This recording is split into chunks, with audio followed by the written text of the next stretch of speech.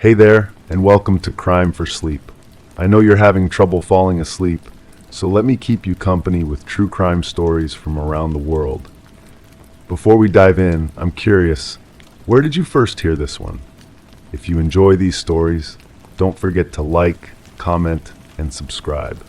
Now get comfortable, and let's get into tonight's case. Story 1.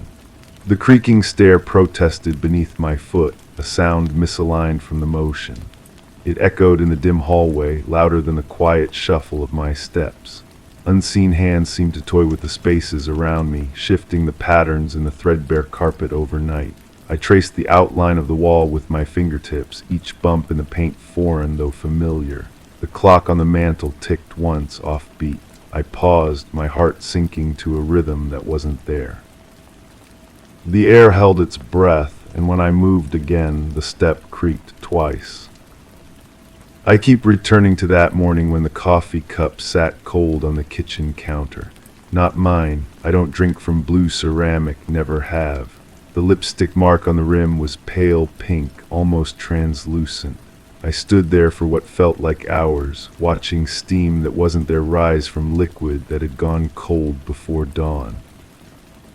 The woman next door waters her plants at the same time every day.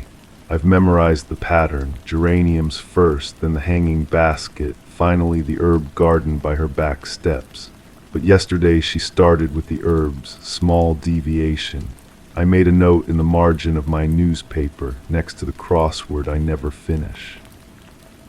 My sister called about the house. She wants to know when I'm coming back, when I'm ready to sort through everything. Her voice carries that careful tone people use when they think you might break. I told her soon. I've been telling her soon for weeks now. The truth is, I can't remember what I'm supposed to be sorting through. There's a photograph tucked behind the bathroom mirror. I found it when the glass shifted slightly in its frame. Two people standing in front of a car, faces bleached by sunlight. One of them might be me, but the clothes are wrong. The smile is wrong too. I left it there, pressed between mirror and wall, existing in that thin space between reflection and reality. The neighbor's dog barks at 3 different intervals each night. Short burst, pause, longer sequence, pause, then a single bark that seems to question itself. I time it now, pencil marks on the windowsill. The pattern changed after I found the photograph. Everything changed after the photograph. I dreamed about hands in soil, fingers working through earth that felt too warm. When I woke, my nails were dirty. The garden outside my bedroom window had been disturbed, not dug up exactly. More like something had been carefully covered over. The roses looked different, their roots fed by something I couldn't name. The blue cup appeared again this morning. Same lipstick mark, same cold coffee. This time I touched the rim with my finger, traced the pale pink stain. It felt familiar, like muscle memory returning to a hand that had forgotten its purpose. I washed the cup immediately after, scrubbed until the ceramic squeaked. My reflection in the bathroom mirror seems delayed lately. I move left and she follows a heartbeat later. I raise my hand and hers lifts just after mine. The photograph behind the glass makes her face look different, layered with someone else's features. Someone who wore that pale pink lipstick. The woman next door knocked yesterday. She wanted to return something, she said. A garden trowel with my initials carved in the wooden handle. I don't garden, I've never owned tools, but they were my initials, worn smooth by hands that might have been mine. I thanked her and closed the door, holding the trowel like evidence of a crime I couldn't remember committing. The house settles differently now. Floorboards that never creaked before announce every step. Doors that stayed closed drift open during the night. The kitchen faucet drips in Morse code, spelling out messages I'm afraid to decode. I've stopped sleeping upstairs. The couch in the living room feels safer, closer to the exits. I found letters in the mailbox addressed to someone with my last name but a different first initial. The handwriting looks like mine, but the words are wrong. They speak of gardens and growth, of things planted in darkness that bloom in unexpected places. I read them once, then burned them in the sink. The ashes swirled down the drain like secrets returning to earth. The photograph has moved, not behind the mirror anymore, but tucked inside my pillowcase. The faces are clearer now, and I recognize the second person. She's the one who drinks from blue cups, who leaves lipstick marks like signatures. She's the one whose reflection runs a moment behind mine. She's the one who knew about the garden. My sister's voice on the phone sounds different when she asks about the house. There's something she's not saying, words that hover in the spaces between her questions. She mentions soil samples and police visits, conversations with neighbors who remember things I don't.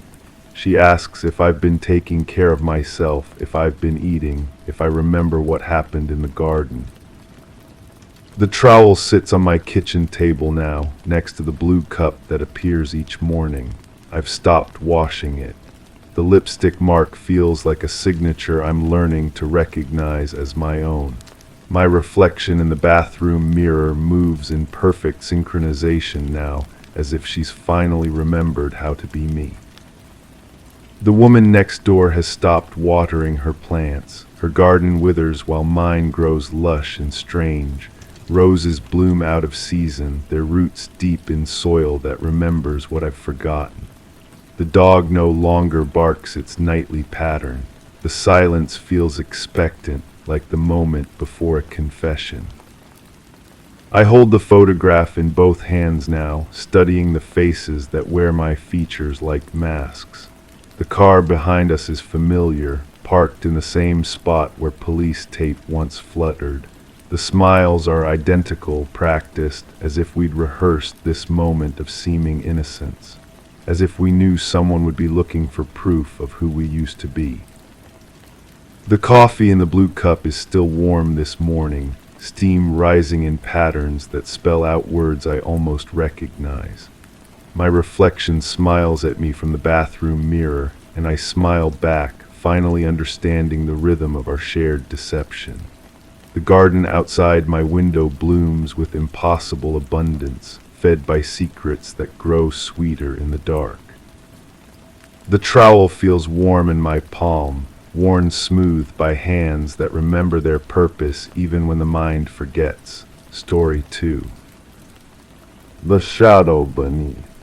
My gaze was fixed on the front door, noting its slight imperfection, the paint chipped subtly along the edges.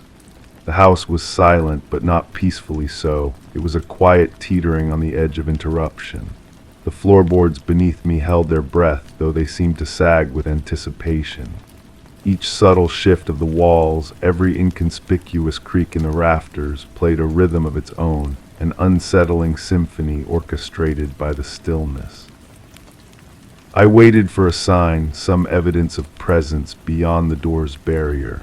Then, barely noticeable at first, the shadow beneath the door blinked, a sliver of light snuffed out momentarily, stretching into a question I couldn't answer.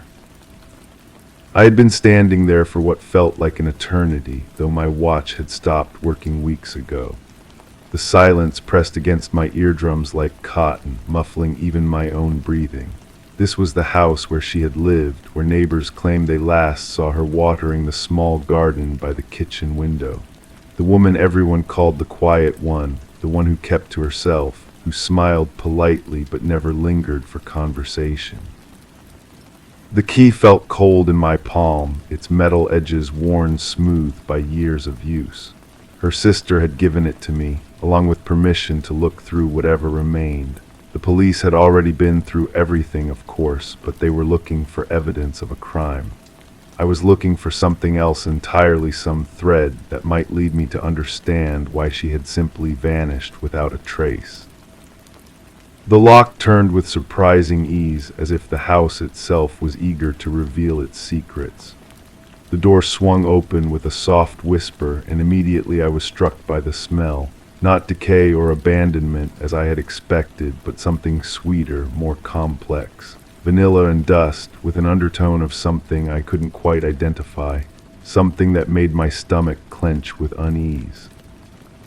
The living room appeared untouched by time. A half-finished crossword puzzle lay on the coffee table, the pencil still resting beside it as if she had just stepped away for a moment. The television remote sat at the precise angle someone might place it after turning off their favorite program. Everything suggested a life interrupted mid-sentence, a story cut off without warning. I moved through the space slowly, my footsteps muffled by the thick carpet.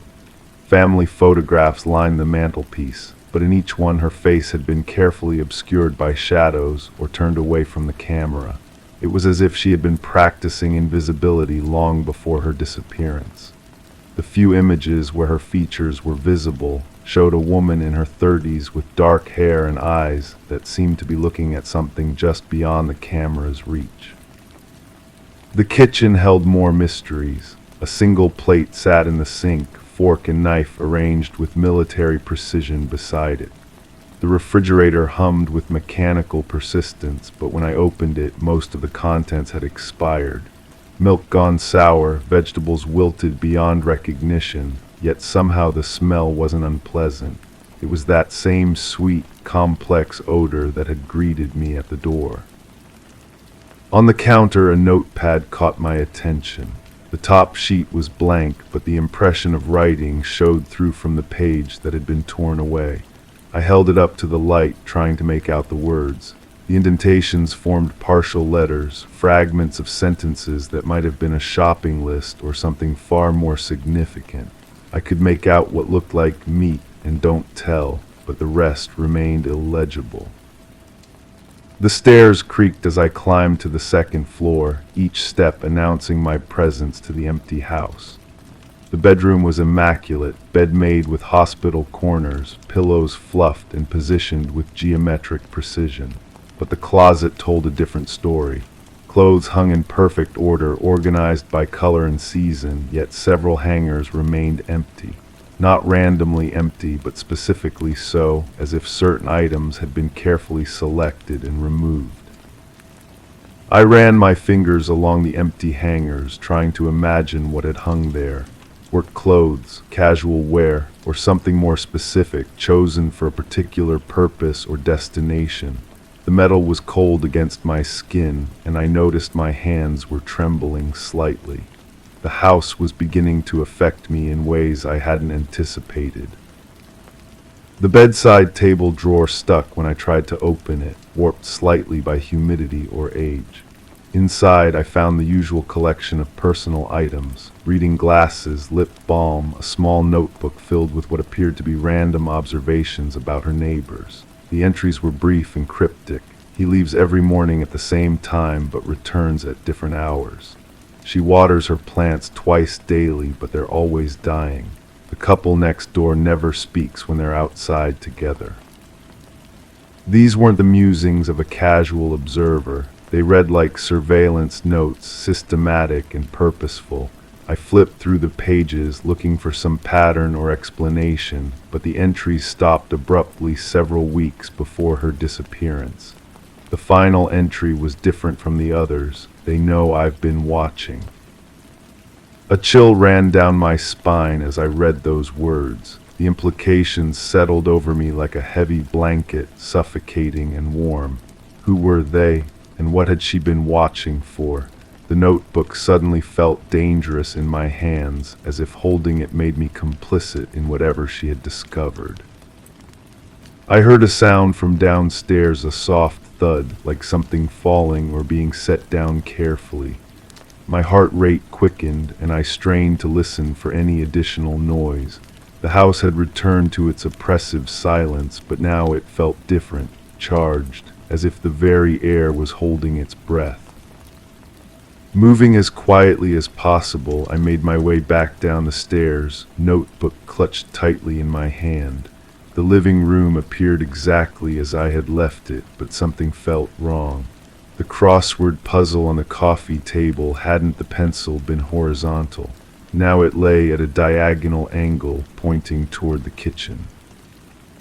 I stood perfectly still, listening for any sound that might indicate I wasn't alone. My breathing seemed unnaturally loud in the silence, and I could hear my pulse drumming in my ears. The sweet smell had grown stronger, almost cloying now, making me slightly nauseous. The kitchen looked the same, but as I examined it more carefully, I noticed that the notepad had been moved. Just slightly, perhaps an inch to the left, but enough to be certain that someone had touched it. My mouth went dry as the realization hit me. I was not alone in this house. I backed toward the front door, my eyes scanning every shadow, every corner where someone might be hiding. The silence stretched between us, me, and whoever else was here like a taut wire ready to snap. My hand found the doorknob, and I was preparing to flee when I heard it, a soft whisper of movement from the basement. The basement door was located just off the kitchen, painted the same bland beige as the rest of the house. I had assumed it was locked, had planned to ask her sister about access if necessary, but now, as I approached it, I could see that it stood slightly ajar, just a crack, barely noticeable unless you were looking for it. The whisper came again, so soft it might have been the settling of the house itself. But houses don't settle in rhythm, don't maintain the steady cadence of breathing. Someone was down there in the darkness below, waiting. Every instinct told me to leave, to run from this house and never return. But the notebook in my hand seemed to pulse with importance, and I knew that whatever answers I sought lay beyond that basement door. The missing woman, her careful observations, her sudden disappearance, all of it was connected to what waited in the darkness below. I pushed the door open slowly, wincing at the soft creak of hinges that needed oil. A set of wooden stairs descended into blackness, and the sweet smell rose to meet me like a greeting. My hand fumbled along the wall until I found a light switch, but when I flipped it, nothing happened. The bulb had either burned out or been deliberately removed. Using my phone's flashlight, I began to descend. Each step felt like a commitment, a decision to move further from safety and deeper into whatever truth this house was hiding. The basement was larger than I had expected, stretching beyond the reach of my small light. The concrete floor was clean, almost sterile, but along the walls I could see shapes that didn't belong in a typical basement. Tables, several of them arranged with the same precision I had noticed throughout the house. And on those tables, equipment I couldn't immediately identify. Cameras, recording devices, stacks of photographs, and what appeared to be a complex filing system. This wasn't a basement, it was a command center. I moved closer to the nearest table, my light revealing dozens of photographs spread across its surface. They were surveillance photos taken from a distance with a telephoto lens. Different people, different locations, but all sharing the same secretive quality. People who didn't know they were being watched, captured in moments of privacy or vulnerability. The filing system was extensive, with folders labeled by what appeared to be case numbers rather than names. I opened one at random and found detailed notes about someone's daily routine, their habits, their weaknesses. The handwriting was hers. I recognized it from the notebook upstairs, but these files were far more comprehensive than her casual observations about neighbors. A soft sound made me freeze, breathing, definitely breathing, coming from somewhere in the darkness beyond my light. I wasn't alone down here, and whoever shared this space with me had been waiting patiently for me to discover their secret. I wondered when someone would come looking for her, a voice said from the shadows. Male, older, with the careful diction of someone choosing their words precisely. She was very good at what she did, but not quite good enough. I spun toward the voice, my light cutting through the darkness to reveal a figure seated calmly in a chair I hadn't noticed before. An elderly man, well dressed despite the circumstances, regarding me with the mild interest one might show a curious child. "Who are you?" I managed to ask, though my voice came out as barely more than a whisper. "I'm the one she was watching," he replied, as if this explained everything. "And now, I suppose, I'm the one watching you." The photographs on the table suddenly made terrible sense. She hadn't been conducting random surveillance, she had been investigating this man, documenting his activities, building a case against him. And somehow he had discovered her investigation. "What did you do to her?" The question escaped before I could stop myself, though I wasn't sure I wanted to hear the answer. He smiled, an expression that never reached his eyes. "I didn't do anything to her. She did it to herself, really. Got too close to something she didn't understand, asked too many questions of the wrong people." "Where is she?" "That's the interesting question, isn't it?" He leaned forward slightly, and I could see that his hands were stained with something dark. See, she thought she was investigating me, but she never realized that I was investigating her right back, learning her habits, her patterns, her weaknesses. The sweet smell was overwhelming now, and I realized with growing horror what it might be. Not vanilla and dust, but something organic, something that had once been alive. My stomach lurched, and I had to fight not to be sick. "She's still here, isn't she?" I whispered. In a manner of speaking, his smile widened.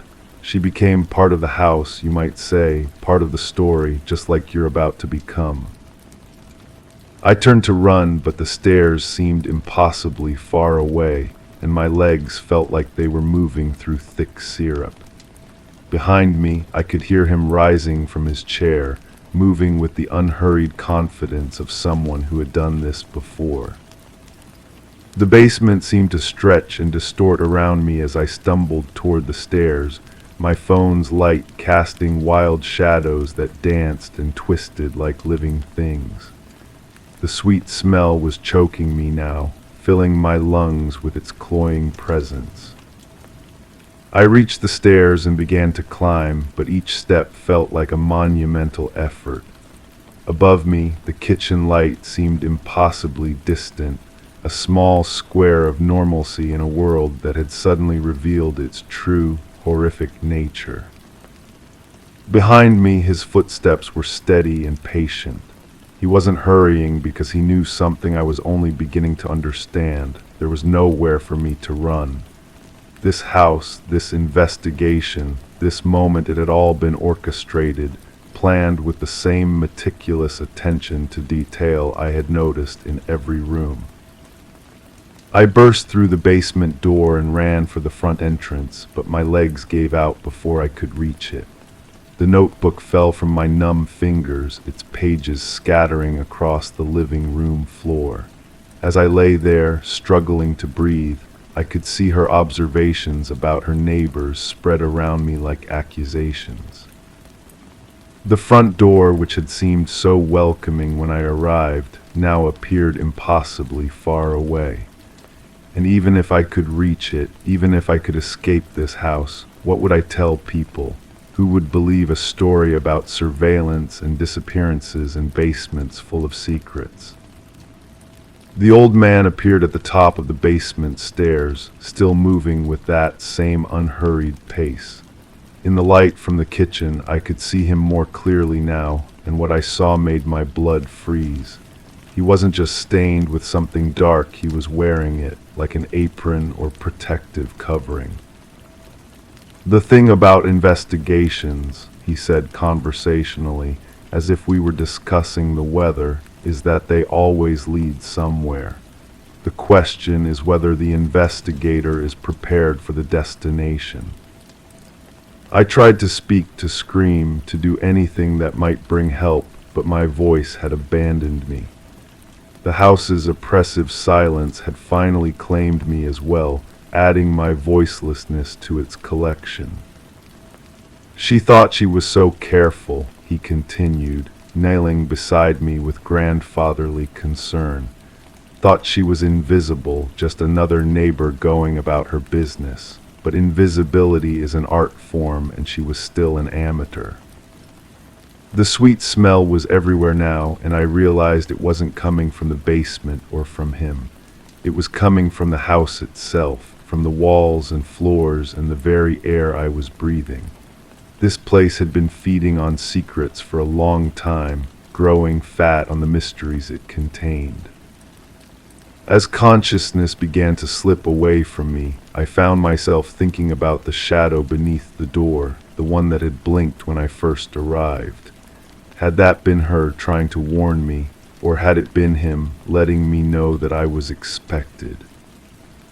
The last thing I remember was the sound of his voice, calm and patient as always, explaining how investigations sometimes become circular, how the watcher becomes the watched, how every story needs an ending, even if it's not the one anyone expected.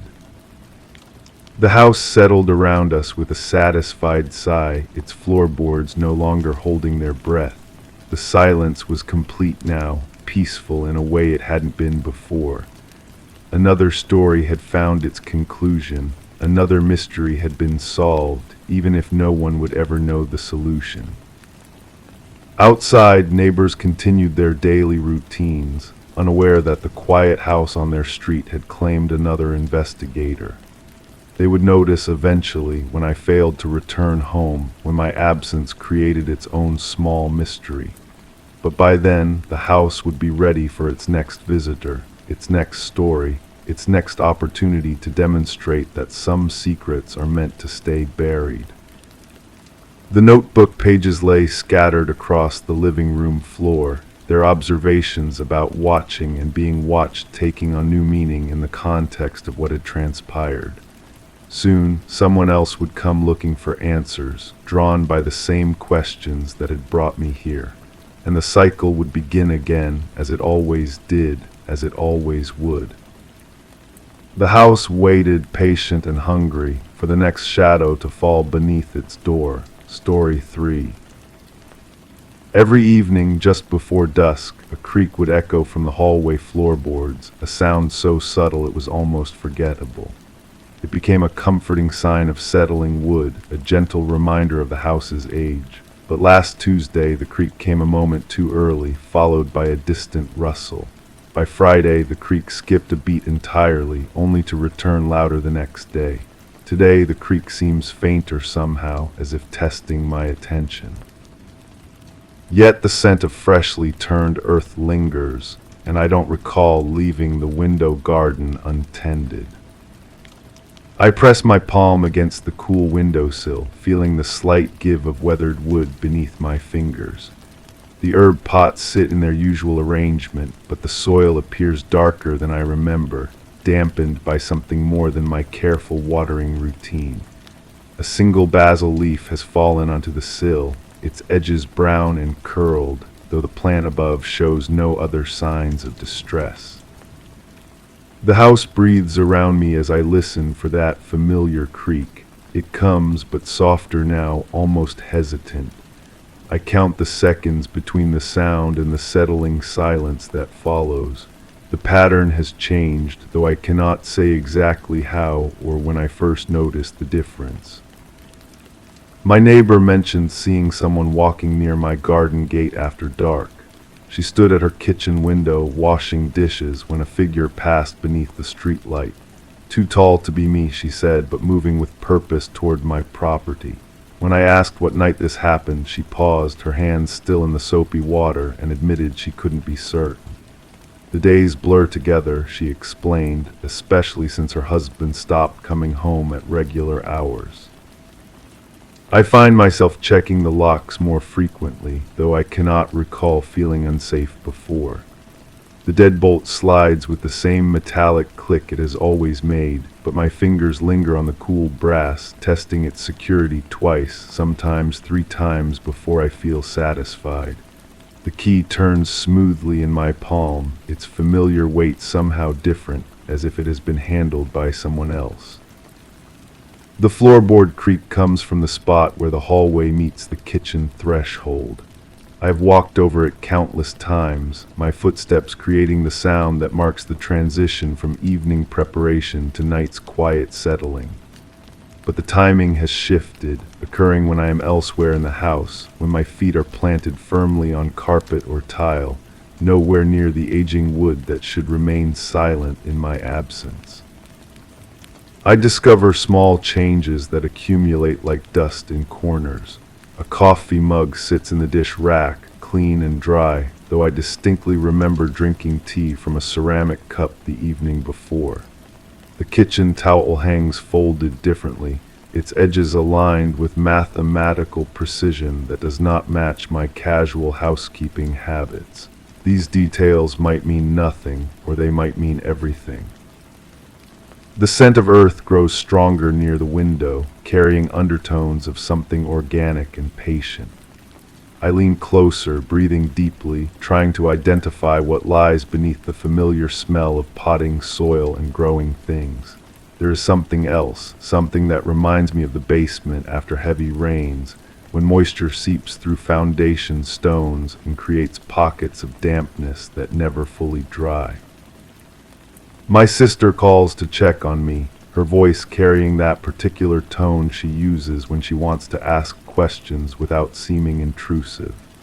She mentions that she drove past my house and noticed the garden looked different, more tended than usual. When I ask her to explain, she struggles to articulate the change, settling on the observation that the plants seem more organized, arranged with a care that suggests recent attention. I do not remember spending extra time in the garden, but my hands show traces of soil beneath the nails, and my gardening gloves rest on the back porch, slightly damp despite the absence of rain. The watering can sit beside them, empty but showing water marks along its metal sides. These evidence pieces create a story I cannot fully remember living. The creak comes again, but from a different location. This time it emanates from the area near the front door where the hardwood meets the entryway tile. I stand perfectly still, listening to the house's vocabulary of sounds, trying to distinguish between normal settling and something else entirely. The refrigerator hums its familiar tune, the clock ticks its steady rhythm, but underneath these comfortable noises lurks something I cannot name. I begin keeping a record of the creaks, noting their timing and location in a small notebook I keep beside my reading chair. The entries reveal patterns that disturb me more than random occurrences would. The sounds seem to follow a logic, moving through the house in sequences that suggest familiarity with its layout, knowledge of which boards respond to weight and which remain silent under careful steps. The mailman mentions seeing lights in my house during hours when I know I was away. He delivers packages in the early morning, and from the street he can see into my kitchen window. The light was on, he says, and he thought he saw movement near the sink. When I explain that I leave for work before dawn, he nods but maintains his certainty about what he observed. We stand at my mailbox, both of us looking toward the kitchen window, both of us seeing different truths. I find a receipt in my jacket pocket for items I do not remember purchasing. Garden supplies from the hardware store, including a small spade and a bag of enriched soil. The date on the receipt corresponds to a day I spent entirely at the office, working through lunch and staying late to finish a project that demanded my complete attention. Yet the receipt bears my signature, recognizable, but somehow more careful than my usual hurried scrawl. The basement door, which I rarely open, shows scratches around the lock mechanism. Fresh scratches that catch the light differently than the older marks accumulated over years of normal use. The key still fits perfectly, turning with the same resistance it has always required, but the scratches suggest recent attempts at entry, or perhaps recent success.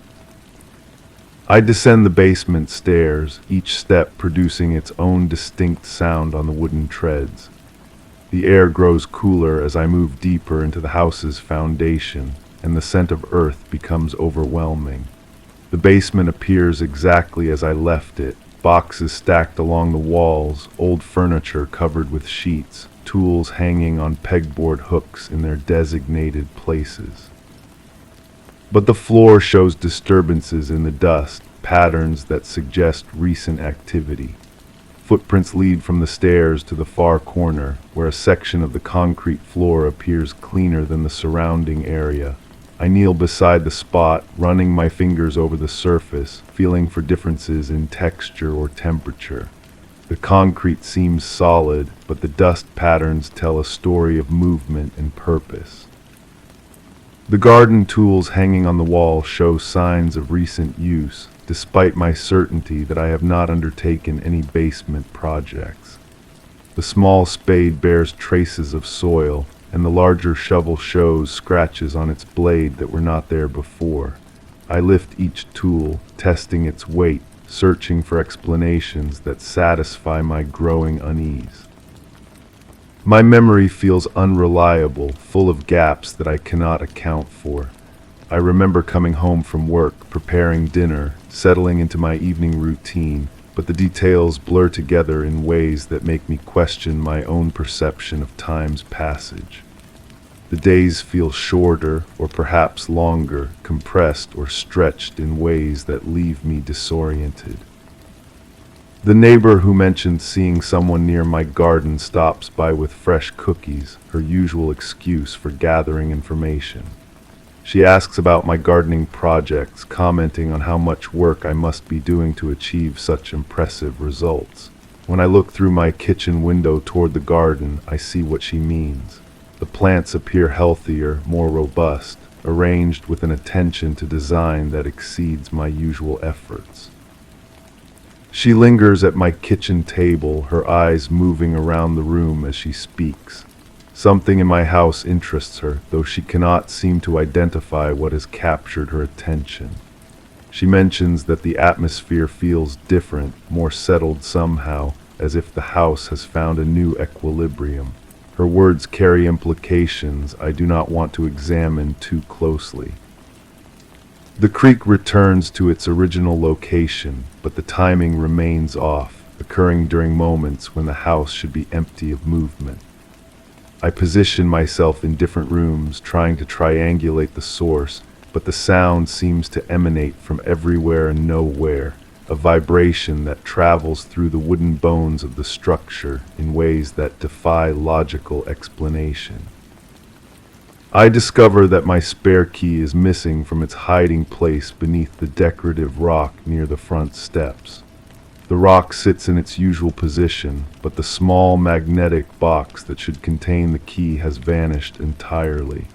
I search the surrounding area, wondering if weather or maintenance workers might have displaced it, but find no trace of the container or its contents. The locksmith who comes to change my locks examines the existing hardware with professional interest. He points out where patterns that suggest frequent use, more frequent than a single occupant would typically generate. The key cylinders show signs of repeated insertion and removal, and the strike plates bear scratches that indicate less than perfect alignment during locking and unlocking procedures. While he works, I stand in my hallway, listening to the sounds of metal against metal, keys being cut and tested, mechanisms being adjusted and calibrated. The familiar creak does not come, as if the house recognizes the presence of an outsider and chooses to remain silent during the security upgrade.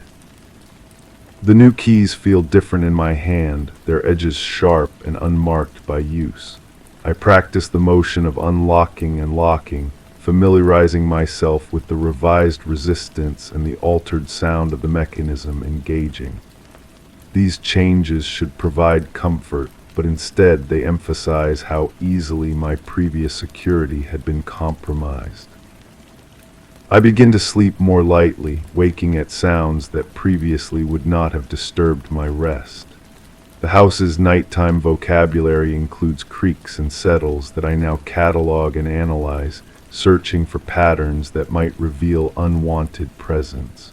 My sleep becomes fragmented, filled with half-remembered dreams that blend seamlessly with waking observations. The scent of earth persists despite my efforts to identify its source. I check the basement repeatedly, examining every corner for signs of moisture or decay that might explain the organic smell that permeates the house. The window garden receives daily inspection, but the plants appear healthy, their soil neither too dry nor overly saturated. I find myself questioning interactions with neighbors, coworkers, delivery personnel, anyone who might have had opportunity to observe my routines or access my property. Their faces blur together in my memory, expressions and conversations becoming indistinct, leaving me uncertain about what information I might have inadvertently shared or what conclusions others might have drawn about my habits. The basement floor continues to fascinate and disturb me. I return to the clean spot repeatedly, measuring its dimensions, testing the concrete's integrity, searching for explanations that make sense within the framework of normal household maintenance. The area remains stubbornly mysterious, offering no clear evidence of disturbance while simultaneously suggesting that something significant has occurred. My reflection in the bathroom mirror appears different, though I cannot identify specific changes. Perhaps my face shows more fatigue, or perhaps the lighting has shifted subtly, casting shadows that alter my familiar features. I study my eyes, looking for signs of the stress that seems to accumulate despite my efforts to rationalize the strange occurrences. The notebook where I record the creaks fills with observations that reveal no clear pattern. The sounds occur at different times in different locations with varying intensity and duration.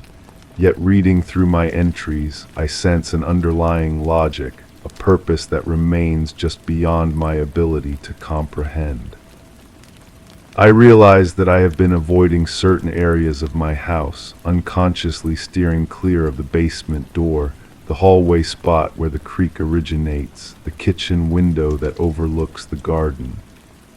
These spaces have acquired an atmosphere that makes me uncomfortable, though I cannot articulate the source of my unease.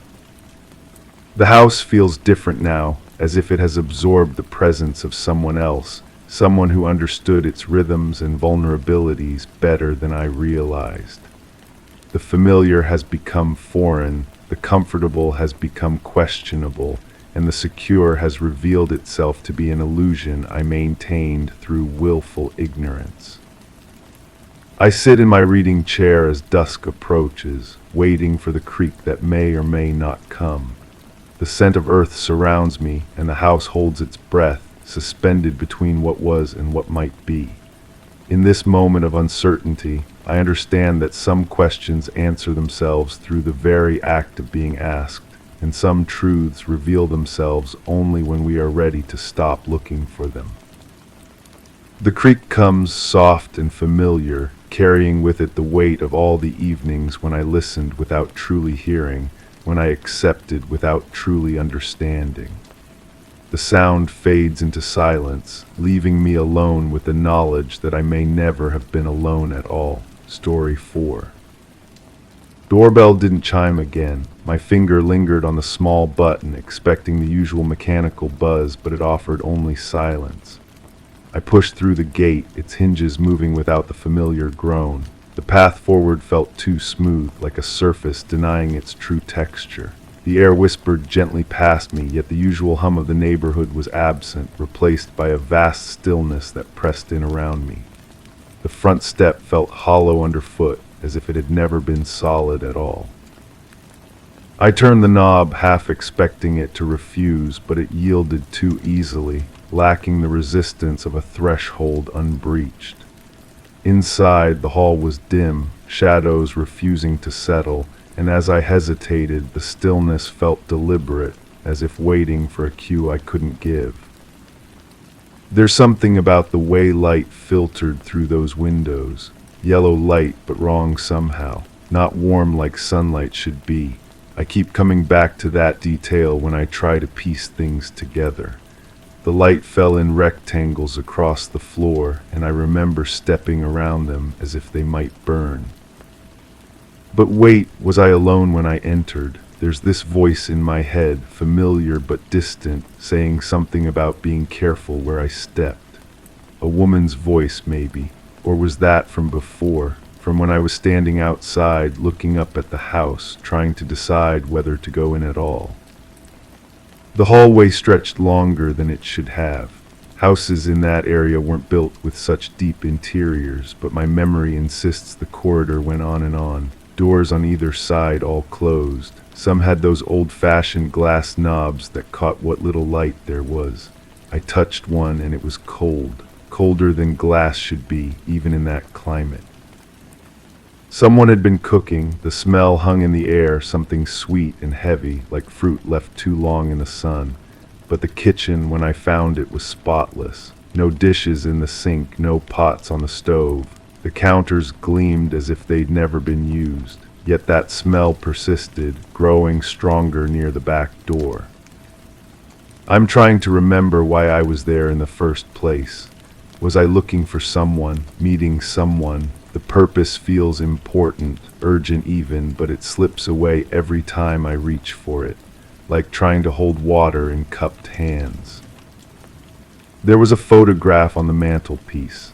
I can see it clearly now, though I couldn't make out the faces then. The glass was dusty or maybe fogged, as if someone had breathed on it recently. 3 figures standing together, but their features were obscured. One was taller than the others. One wore something dark. The third figure seemed smaller, perhaps younger, standing slightly apart from the other 2. But did I actually see this photograph, or am I remembering something else entirely? Sometimes when I close my eyes, I see different images. A backyard with overgrown grass, a shed with a padlock that hung open, the metal bright against weathered wood, a wheelbarrow tipped on its side. The woman's voice again. She was saying something about being late, about how we should have come earlier. But earlier than what, and who was we? I have this nagging sense that I wasn't alone, that someone else was moving through those rooms with me. But when I try to focus on this other presence, it dissolves. Upstairs, the floorboards creaked in a pattern. 3 short sounds, then a longer one like a code being tapped out.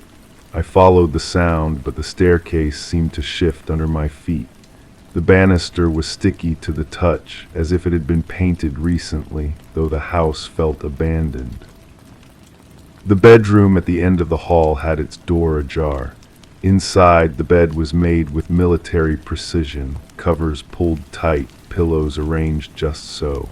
But there was an indentation on one side, as if someone had been sitting there. The impression was still warm when I pressed my hand to it. That's when I noticed the smell had changed, still sweet, but with an undertone of something else, something that made my stomach turn. I backed away from the bed, and that's when I saw it. The thing I keep trying not to remember. No, that's not right. I'm mixing up the sequence again. The smell was from downstairs, from the kitchen area. Upstairs was different. Upstairs was where I found the letters. They were scattered across a desk by the window, handwriting I should have recognized but didn't. The ink was fresh, as if someone had just finished writing, but the paper felt old, yellowed at the edges. The words were hard to make out in that strange light, but I caught fragments. Something about being sorry, something about not having a choice, something about the shed in the backyard. The shed, that's where this all leads, isn't it? Every memory circles back to that small building behind the house, but I'm afraid to remember what I found there, or what found me. There was a key, I'm certain of that now. A small brass key that I found in the kitchen drawer, among the usual clutter of rubber bands and batteries and forgotten receipts. It felt significant in my palm, heavier than it should have been. The key to the shed, obviously, though I didn't want to use it. But I did use it, didn't I? I walked across that overgrown yard, past the tipped wheelbarrow, past the garden that had gone wild. The lock clicked open with surprising ease. The door swung inward and that smell rushed out to meet me. That sweet, wrong smell that had been haunting the house. Inside was dark, too dark to see properly. But there were shapes, objects covered with old sheets or tarps, tools hanging on the walls, a workbench along one side, everything normal, everything exactly what you'd expect to find in a garden shed. So why was my heart pounding so hard I could hear it in my ears? I pulled away one of the sheets. Underneath was a wooden crate, the kind used for shipping. It was addressed to someone, but the label was too faded to read. The crate was nailed shut, but one corner had been pried open, just enough to peek inside. That's where my memory stops, not gradually, not with the gentle fade of a dream, but abruptly, like a film reel snapping. One moment I'm standing in that shed, reaching toward the crate, and the next I'm back in my own home, sitting at my own kitchen table, with no clear recollection of how I got there. But I brought something back with me, something small and hard that I kept clutched in my fist during the entire drive home. When I finally opened my hand, it was a button, dark blue or black with 4 holes, the kind that might come from a coat or jacket. The thread was still attached, as if it had been torn loose recently. I've been carrying that button with me ever since. It's here in my pocket now as I try to reconstruct what happened. Sometimes I take it out and roll it between my fingers, hoping it will unlock the rest of the memory. But it only brings back that smell, that sweet and sickening odor that seemed to cling to everything in that house. There are other details I've been avoiding, the way the temperature dropped when I entered certain rooms, the sound of footsteps above me when I was downstairs, below me when I was upstairs. The feeling that I was being watched, not by someone hiding, but by the house itself. And the mirrors, why were all the mirrors in that house turned to face the wall? Even the small one in the bathroom, even the decorative ones in the hallway. Someone had deliberately turned them around as if they couldn't bear to see their own reflection, or as if they were afraid of what might be looking back. The woman's voice comes to me again now, clearer than before. She's not talking to me, I realize. She's talking to someone else, someone who isn't responding. Her tone is pleading, desperate. She's asking for forgiveness, or maybe for understanding.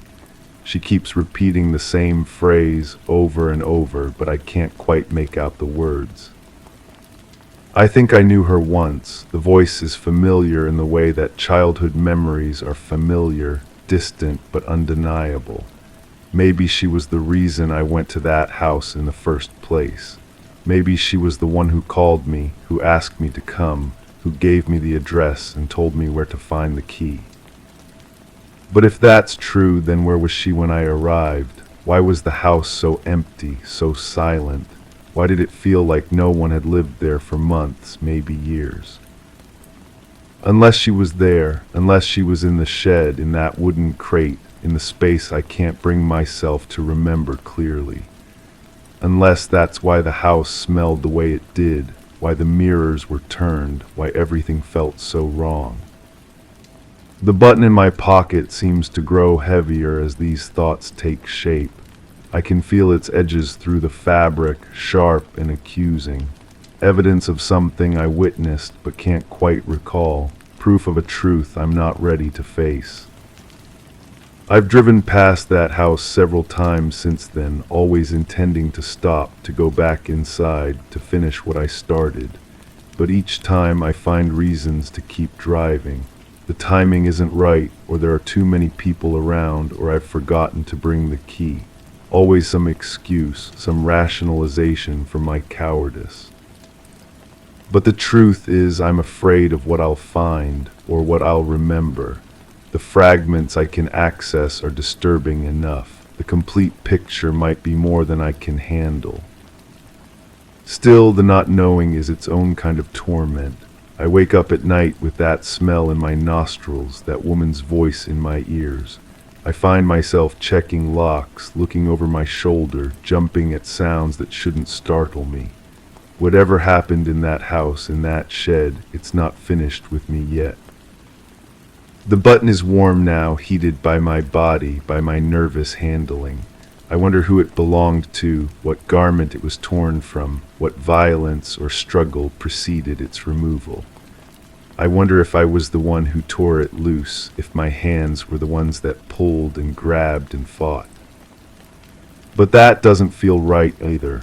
My memories, fragmentary as they are, don't include any sense of physical confrontation. I was an observer in that house, a visitor, someone moving carefully through spaces that didn't belong to me. I touched things I shouldn't have touched, opened doors I shouldn't have opened, but I didn't fight anyone, did I? The light is fading now as I sit here trying to remember. The same yellow light that filtered through those windows, but natural this time, honest. Soon it will be dark, and in the darkness, the memories might come more easily. Or they might retreat further, leaving me with nothing but questions and the weight of that button in my pocket. I keep thinking about the photograph on the mantelpiece, the three figures whose faces I couldn't see. One tall, one in dark clothing, one smaller and standing apart. Was I one of those figures? Was the woman whose voice I remember another? And who was the third? Maybe tomorrow I'll drive past the house again. Maybe this time I'll stop. Maybe I'll walk up that too smooth path, press that silent doorbell, turn that yielding knob. Maybe I'll go straight to the shed and open that crate and face whatever truth is waiting inside. Or maybe I'll keep driving, keep carrying this button, keep living with these fragments that never quite form a complete picture. Maybe some truths are too heavy to bear, some memories too dangerous to recover fully. The doorbell didn't chime again. That's how it started, and that's how it continues, that absence of expected sound, that silence where there should be noise. Even now in my own home, I find myself listening for sounds that don't come, waiting for signals that never arrive. The button rolls between my fingers, and somewhere in the distance, too faint to be sure, I hear a woman's voice calling out in the growing darkness. Story 5. Latch clicked shut behind me as I stepped inside. The air was heavy, carrying a scent of damp earth mixed with something metallic. My fingers brushed against the textured wallpaper, once smooth, now rough under my touch. Each breath felt shallow, as if the room itself held its breath. I paused, sensing a displacement, a quiet crackle like a whisper trapped in silence. And then it shifted, an imperceptible change in the pressure around me. The walls seemed to lean closer, not with sound, but with intention. I knew why I was there. The certainty had carried me through the investigation, through the sleepless nights, through the questioning. My partner had been embezzling from our construction business for months. The evidence was clear: altered invoices, missing receipts, unexplained cash withdrawals. I traced every transaction, followed every lead. The trail led here to this basement office where he kept his private files, his real records. The case was simple. He'd been skimming money from our biggest contracts, creating phantom expenses, paying fake subcontractors. When I confronted him about the discrepancies, he'd grown defensive, then angry. He'd started working late, coming in on weekends, always alone, always secretive. The final piece fell into place when I found the second set of books hidden in his desk drawer. I moved deeper into the room, my footsteps muffled by the worn carpet. The filing cabinet stood like sentinels against the far wall. Inside those drawers lay the proof I needed: bank statements, forged contracts, evidence of his betrayal. I'd come here to gather everything before confronting him officially, before involving the authorities. The fluorescent light above flickered intermittently, casting uneven shadows across the concrete walls. This had been his sanctuary, his private space where he conducted his illegal business. I pulled open the first drawer, expecting to find the damning documents. Instead, I found something else entirely. The folders were there, but they weren't what I remembered. The handwriting on the labels looked different, somehow more angular, more familiar. I opened one marked Project Accounts and felt the first crack in my certainty. These weren't his records, they were mine. My own signature stared back at me from a dozen invoices I didn't remember signing. Purchase orders for materials we'd never used, payments to contractors I'd never hired. The dates went back months, overlapping with periods when I'd been handling the books myself, when he'd been out of town visiting his sick mother. I set the folder down with trembling hands. This couldn't be right. I'd been so careful in my investigation, so methodical. I traced every suspicious transaction back to him. But here was my own handwriting, my own approval codes, my own authorization stamps. The metallic smell grew stronger, and I realized it wasn't coming from the pipes overhead. It was emanating from the papers themselves, as if the ink had been mixed with something else, something that left a taste of copper in the air. I opened another folder, then another. Each one contained more evidence, but not the kind I'd expected to find. The room felt smaller now, the walls pressing closer with each revelation. I tried to remember the details of my investigation, the careful notes I'd taken, the timeline I'd constructed, but the memories felt slippery, like trying to hold water in cupped hands. I thought back to the morning I'd first noticed the discrepancies. I'd been reviewing our quarterly reports, cross-referencing them with the bank statements. The numbers hadn't matched, and I'd assumed it was a simple error. But as I dug deeper, the inconsistencies multiplied. Money flowing out to unknown accounts, expenses that seemed inflated, contracts that didn't align with our actual projects. At the time, it had seemed obvious. He was the one with access to the accounts. He was the one who'd insisted on handling certain transactions personally. He was the one who'd grown nervous whenever I asked questions about specific expenses. The evidence had pointed directly to him, hadn't it? But now, standing in this basement with his files spread before me, I began to see those same events through a different lens. Maybe his nervousness hadn't been guilt, maybe it had been concern. Maybe he'd been trying to tell me something, and I'd been too focused on my own suspicions to listen. I remembered a conversation we'd had several weeks ago. He'd approached me about some irregularities he'd noticed in our accounts. At the time, I'd dismissed his concerns, telling him I'd handle it. I'd been so confident in my own bookkeeping, so sure that any problems were minor clerical errors. But what if he'd been trying to warn me about something bigger? The fluorescent light flickered again, and in that brief moment of darkness, I saw the room differently. This wasn't his secret office, it was mine. I'd been coming here for months, working on projects I couldn't quite remember, handling transactions that seemed to slip from my memory as soon as I completed them. The damp earth smell mixed with the metallic tang, creating an atmosphere that felt both familiar and foreign. I'd attributed that scent to poor ventilation, to the basement's proximity to the building's foundation.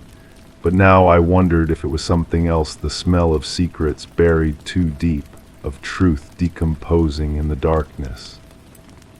I opened the bottom drawer of the filing cabinet and found a journal I didn't remember keeping. The entries were in my handwriting, but the thoughts weren't ones I recalled having. They detailed elaborate schemes for moving money between accounts, for creating false expenses, for covering tracks. They painted a picture of someone desperate, someone willing to do anything to keep a failing business afloat. According to these entries, I'd been the one embezzling funds. I'd been the one creating phantom expenses and fake subcontractors. And my partner, the man I'd been so certain was guilty, had been growing suspicious of my activities. The journal described his increasing questions, his requests to review certain accounts, his offers to help with the bookkeeping. The room spun slightly, and I gripped the edge of the filing cabinet for support. The certainty that had driven me here was crumbling, replaced by something far more unsettling. If these records were accurate, then everything I'd believed was inverted. I wasn't the investigator, I was the criminal. But even that realization felt incomplete, like a puzzle with missing pieces. The handwriting in the journal looked like mine, but some of the entries described activities I had no memory of performing. The dates corresponded to periods when I thought I'd been home with my family or working on legitimate projects. How could I have been leading this double life without remembering it? I flipped through more pages, searching for clues that might explain the gaps in my memory.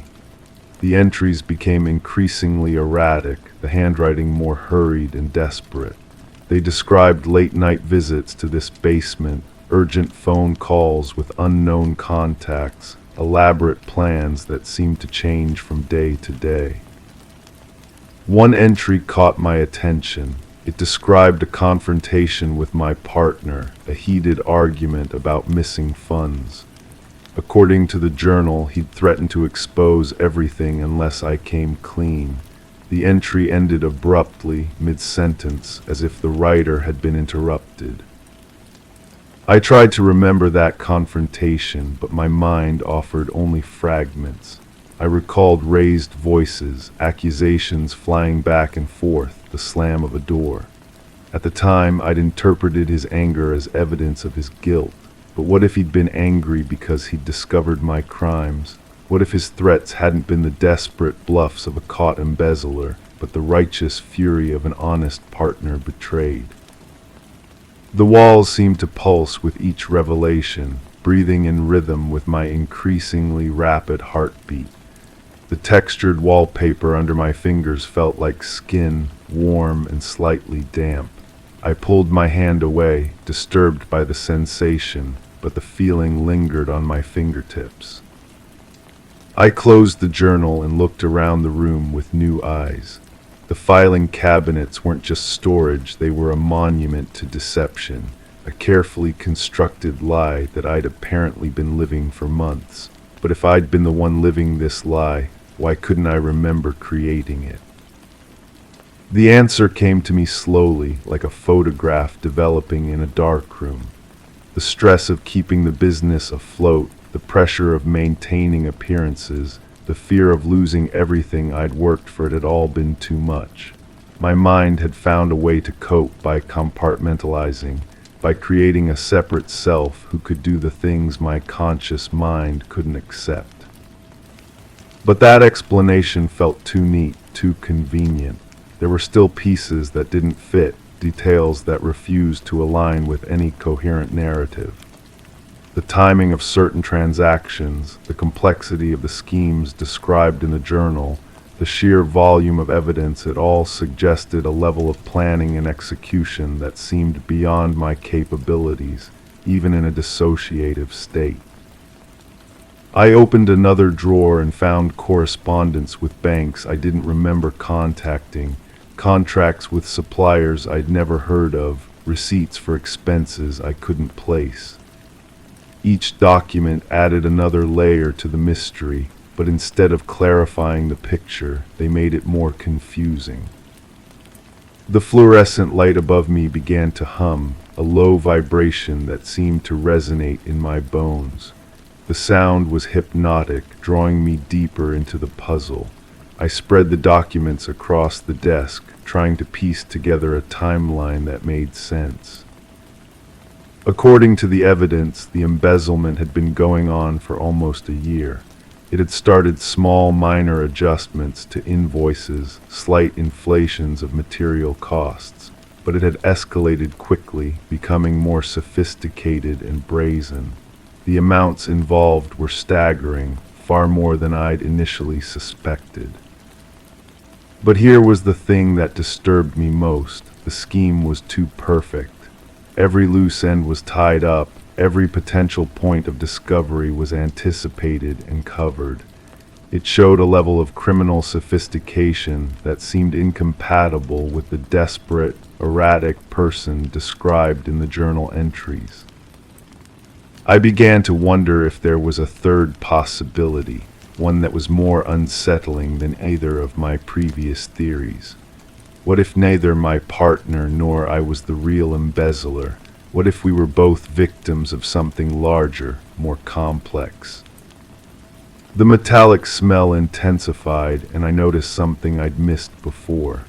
Some of the documents showed signs of tampering, subtle alterations, careful forgeries, signatures that looked almost right but not quite. Someone had been very busy creating this elaborate fiction, planting evidence, building a case. But who and why? The room felt different now, less like a crime scene and more like a stage set. The filing cabinets, the desk, the scattered papers, they were all props in an elaborate performance. But I couldn't tell if I was the actor or the audience, the perpetrator or the victim. I thought about my partner's behavior over the past few months, his nervousness, his questions, his late nights at the office. What if he hadn't been embezzling funds or growing suspicious of my activities? What if he'd been conducting his own investigation, trying to uncover the truth behind the missing money? The journal entries took on a new significance in this light. Maybe they weren't confessions, maybe they were discoveries. Maybe I'd been documenting someone else's crimes, trying to piece together a puzzle that was designed to frame me. The erratic handwriting, the desperate tone, they could have been the result of growing paranoia, not guilt. But that theory had problems too. If someone else was behind the embezzlement, they would have needed access to our accounts, our systems, our most sensitive business information. They would have needed to know our procedures, our relationships with suppliers and contractors, our financial vulnerabilities. The list of people with that level of access was very short. I closed my eyes and tried to think clearly, but the room's atmosphere was working against me. The heavy air, the flickering light, the persistent metallic smell, they all combined to create a sense of unreality, as if I'd stepped into someone else's nightmare. When I opened my eyes, I noticed something that made my blood run cold. There was another set of footprints in the dust on the floor, leading from the door to the filing cabinets and back again. They were recent, made within the last few hours. Someone else had been here, going through the same files, discovering the same evidence. The realization hit me like a physical blow. I wasn't the first person to find this room, to uncover these documents. Someone had been here before me, had known exactly what I would find and how I would react. This entire scenario had been orchestrated, designed to lead me to specific conclusions. But which conclusions? Was I supposed to believe in my own guilt or in my partner's? Was I supposed to uncover the evidence of a third party's involvement? The puppet master behind this elaborate deception had covered all the bases, created multiple possible narratives, each one supported by carefully planted evidence. I heard a sound from upstairs, footsteps, slow and deliberate. Someone was in the building, moving through the rooms above me. My heart began to race as I realized I might be about to meet the person responsible for this elaborate setup. The footsteps paused directly overhead, then began moving toward the basement stairs. I looked around frantically for another exit, but there was only one way out of this room, and it led directly to whoever was coming down those stairs. The latch I'd heard click shut when I entered it hadn't been securing my privacy. It had been trapping me inside, ensuring I would be here when the real performance began. The footsteps reached the bottom of the stairs and began moving down the hallway toward the room where I waited. I could hear breathing now, steady and calm, the sound of someone who knew exactly what they were doing. I stood frozen among the scattered evidence, surrounded by documents that painted me as either victim or perpetrator, unable to determine which role I was truly meant to play. The metallic smell grew stronger, and I realized it wasn't coming from the papers or the pipes. It was the smell of fear, of adrenaline, of a trap finally springing shut. The footsteps stopped just outside the door, and I heard the soft sound of someone testing the handle. In a moment, I would come face to face with the architect of this elaborate deception. But I still didn't know if they were coming to confront me, to rescue me, or to silence me. The door began to open, and I prepared to learn the truth about who I really was in this story, and whether I would survive long enough to tell it. Story 6. The door was ajar upon inspection, leaving an opening of precisely 3 inches. Footsteps were detectable on the carpet, aligned in a straight path leading away from the threshold. All fixtures remained intact, presenting no visible tampering or forced entry. A single chair was positioned at the end of the corridor, undisturbed but slightly tilted. A digital clock displayed an accurate time, though its alarm function was activated and silent. Windows were latched, securing the perimeter. The ventilation system functioned normally, maintaining a consistent airflow. Nevertheless, there was an absence of personal items, though a faint perfume lingered. The hallway remained unoccupied. The temperature was consistent with expected indoor climate, but the floor registered a single, misplaced shadow. I knew what had happened the moment I walked into that apartment. The story was written in every careful detail, every deliberately placed object. She had planned her departure meticulously, leaving behind just enough evidence to suggest something more sinister while covering her tracks completely. It was brilliant, really. The kind of calculated deception that takes months to orchestrate. The woman who lived there had been preparing for this moment. The perfume lingering in the air wasn't an accident, it was a signature, a final touch to make her absence feel sudden and unexplained. The footsteps leading away from the door were too perfect, too aligned. Real panic leaves chaos, not straight lines. The chair at the end of the corridor, tilted just so, was positioned to catch attention without screaming for it. Even the silent alarm on the clock was part of her theater, suggesting interrupted routine while maintaining plausible deniability. I had seen cases like this before during my investigative career. Staged disappearances designed to frame someone else or simply to start fresh somewhere new. The absence of personal items was the clearest tell who takes their belongings but leaves their perfume behind, someone who wants to be remembered but not found. The building's security footage would show her leaving with a suitcase, I was certain. The doorman would remember her seeming nervous, maybe mentioning a trip to visit family. Her bank accounts would show careful withdrawals over several weeks, small amounts that wouldn't trigger alerts. She had probably been planning this for months, maybe even years. Standing in that hallway, I felt the satisfaction of reading a scene correctly.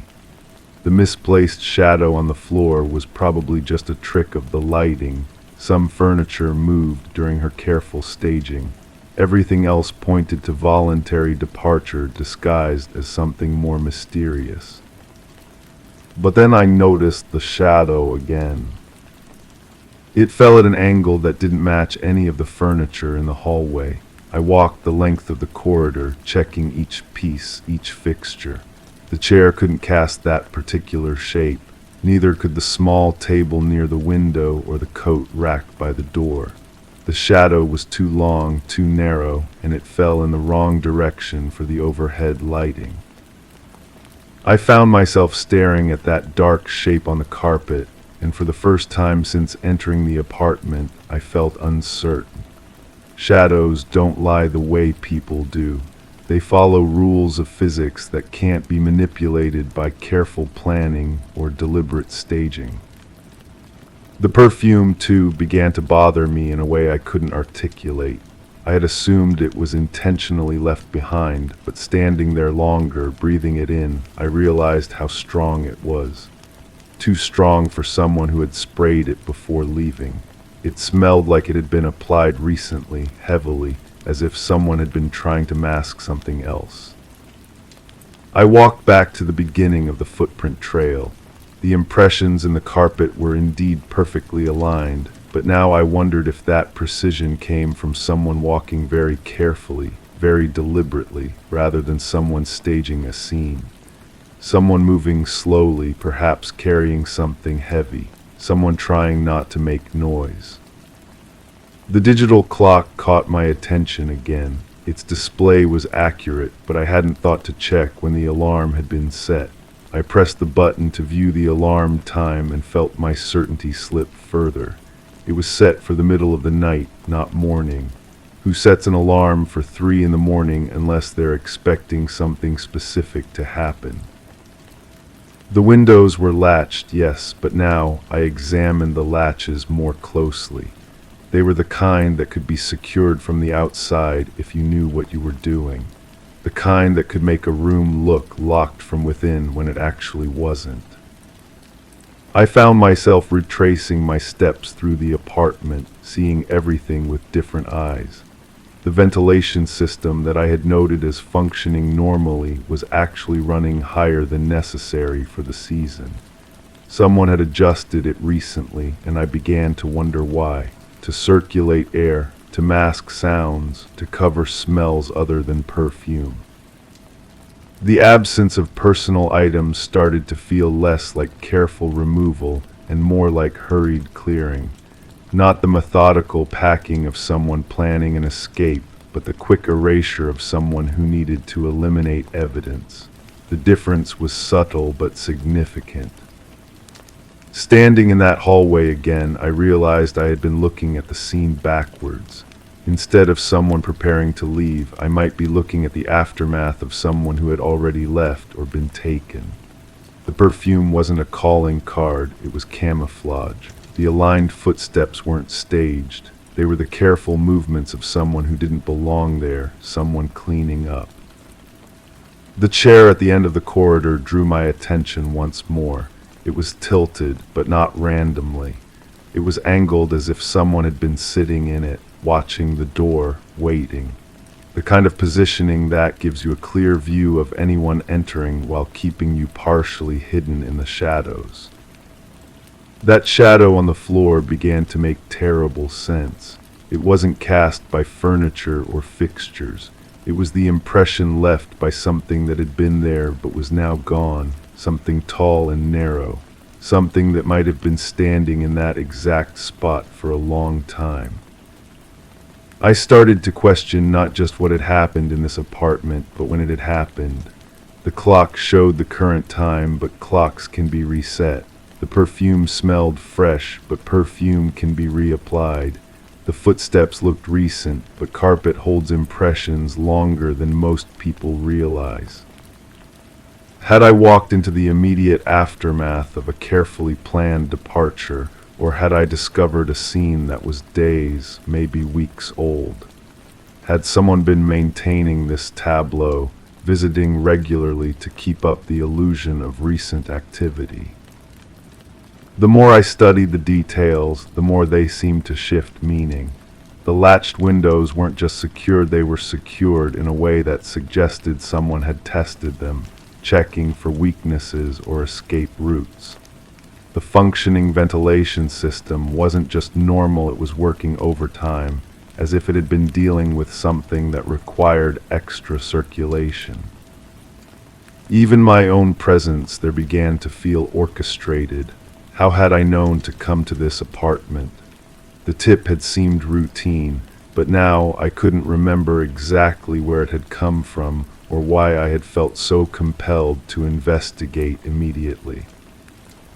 Standing in that corridor, surrounded by evidence that kept changing meaning, I realized I might not be the investigator in this scenario. I might be part of whatever had happened here. The certainty I had felt upon entering was dissolving, replaced by the growing suspicion that I was seeing exactly what someone wanted me to see. The misplaced shadow on the floor seemed to be watching me, waiting for me to understand something crucial. But the harder I tried to grasp the truth, the more it slipped away, leaving me with questions that had no comfortable answers and the disturbing possibility that I already knew more than I was willing to admit. Story 7. The office was illuminated by overhead fluorescent lights, each casting a uniform glow across the orderly space. Desks remained untouched, files aligned in precise stacks, and electronic devices in standby mode unperturbed. The security system reported no breaches overnight, its log displaying a sequence of green signals. The floor showed no tracks or irregularities, meticulously cleaned as per protocol. The trash cans were empty except for a single crumpled receipt, timestamp smudged beyond recognition. The air conditioning maintained a constant temperature throughout, ensuring no fluctuations in the environment.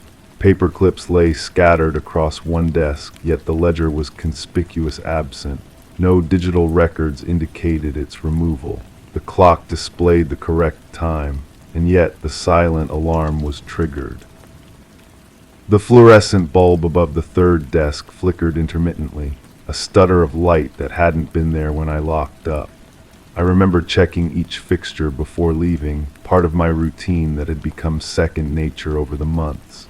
The maintenance log showed no scheduled repairs, no work orders pending. Yet this particular bulb cast shadows that danced across the surface below, creating patterns that seemed to shift when I wasn't looking directly at them. The rhythm was irregular, not the steady pulse of a dying tube, but something more deliberate, almost like Morse code tapping against my consciousness. The coffee maker in the corner still held yesterday's brew, cold and bitter, the glass carafe stained amber around the rim. I had turned it off myself, watched the red light fade to black before gathering my things. The power button sat in the off position now, yet the heating plate felt warm to the touch when I pressed my palm against it. The sensation lingered on my skin, a phantom heat that made me question whether I had imagined the warmth or if something had been running through the night, invisible to the building's monitoring systems. A pencil lay perpendicular across the keyboard of the computer terminal, positioned with mathematical precision. The graphite tip pointed toward the window, the eraser end aligned with the monitor's base. I had never seen anyone in the office use pencils. We were a digital operation, everything tracked electronically, every keystroke logged and archived. The wood was unmarked by teeth or fingernails, the yellow paint pristine, as if it had been placed there by someone who handled objects with surgical care. The window blinds hung at an angle I couldn't reconcile with memory, each slat tilted to allow thin lines of morning light to stripe the floor in parallel bands. I distinctly recalled adjusting them the evening before, closing them completely to block the view from the building across the street. The control cord dangled freely, no knots or tangles that might explain an accidental adjustment. When I touched the plastic mechanism, it moved smoothly, well-oiled, recently used. The telephone on the reception desk displayed a message indicator, a small red light that pulsed with mechanical patience. The voicemail system showed no new messages, no missed calls logged in the overnight hours. I pressed the playback button and heard only the soft hiss of an empty line, a recording of silence that lasted exactly 47 seconds before disconnecting. The timestamp indicated the call had come through at 3:17 in the morning, during the hours when our number should have rolled to an automated service. A single sheet of paper sat in the printer tray, blank except for a watermark visible when held to the light. The design was unfamiliar, not matching our usual letterhead or any supplier I recognized. The paper felt heavier than our standard stock, with a texture that suggested expensive manufacturing. The printer's memory showed no recent jobs, no documents queued or processed since the previous afternoon's routine reports. Yet someone had fed this paper into the machine, left it there like a calling card. The security camera in the northeast corner had shifted by degrees, its lens now focused on a different section of the room. The mounting bracket showed no signs of loosening, the adjustment screws tight and properly seated. According to the digital logs, the camera had maintained its programmed position throughout the night, sweeping in predetermined arcs every 20 minutes. But the view it captured now included the desk where the ledger should have been, the empty space where important records had vanished without triggering any alerts. The air carried a scent I couldn't identify, something clean yet foreign, like disinfectant mixed with ozone. Our cleaning service used products with familiar chemical signatures, harsh but predictable odors that dissipated by morning. This smell was subtler, more sophisticated, the kind of fragrance that spoke of expensive solutions and professional-grade equipment. It lingered strongest near the filing cabinets, where locks remained secure but somehow seemed less trustworthy than they had the day before. A coffee cup sat on the windowsill, positioned to catch the morning light. The ceramic was white, unmarked by any logo or design, filled with liquid that had long since cooled. I counted the cups in our break room and found none missing, every piece of our modest dishware accounted for in its proper place. This cup belonged to someone else, brought from outside, used by hands that knew enough about our space to choose the perfect spot for observing the street below. The carpet beneath the missing ledger's desk showed an indentation, a rectangular impression where something heavy had rested for an extended period. The fibers were compressed but not damaged, suggesting the object had been lifted rather than dragged. The pattern matched the dimensions of our safe deposit box, a container that should have been locked in the basement vault. I found myself studying the impression like an archaeologist examining the fossil record of the night's events. The computer monitor displayed a screensaver I had never seen before, geometric patterns that moved in hypnotic spirals across the dark background. The system preferences showed no recent changes, no new software installations or user modifications. Yet these shapes pulsed with colors that seemed almost alive, drawing my attention away from other details, making it difficult to focus on the inconsistencies mounting around me like evidence in a case I was only beginning to understand. A business card lay face down beside the telephone, its back surface blank white cardstock of premium quality. When I turned it over, the front showed only a phone number printed in simple black font, no name or company identification. The digits were local but unfamiliar, not matching any contacts in our database or client files. The cardstock felt warm, as if it had been handled recently by someone whose body temperature ran higher than normal. The wastepaper basket beside the reception desk contained the crumpled receipt I had noticed earlier, but now I could make out partial letters through the translucent paper. The fragments spelled words that seemed to relate to our business, references to accounts and transactions that should have been confidential. The timestamp remained illegible, but the merchant code was visible enough to suggest a purchase made at a location that specialized in surveillance equipment. The door handle to the supply closet bore traces of powder, a fine dusting of something that looked like talcum but felt grittier between my fingers. The substance had no odor, no obvious purpose, yet it covered the metal surface in a pattern that suggested someone had gripped the handle while wearing gloves coated with this material. Inside the closet, everything appeared normal, supplies arranged in their usual order, but the powder told a story of careful preparation and methodical execution.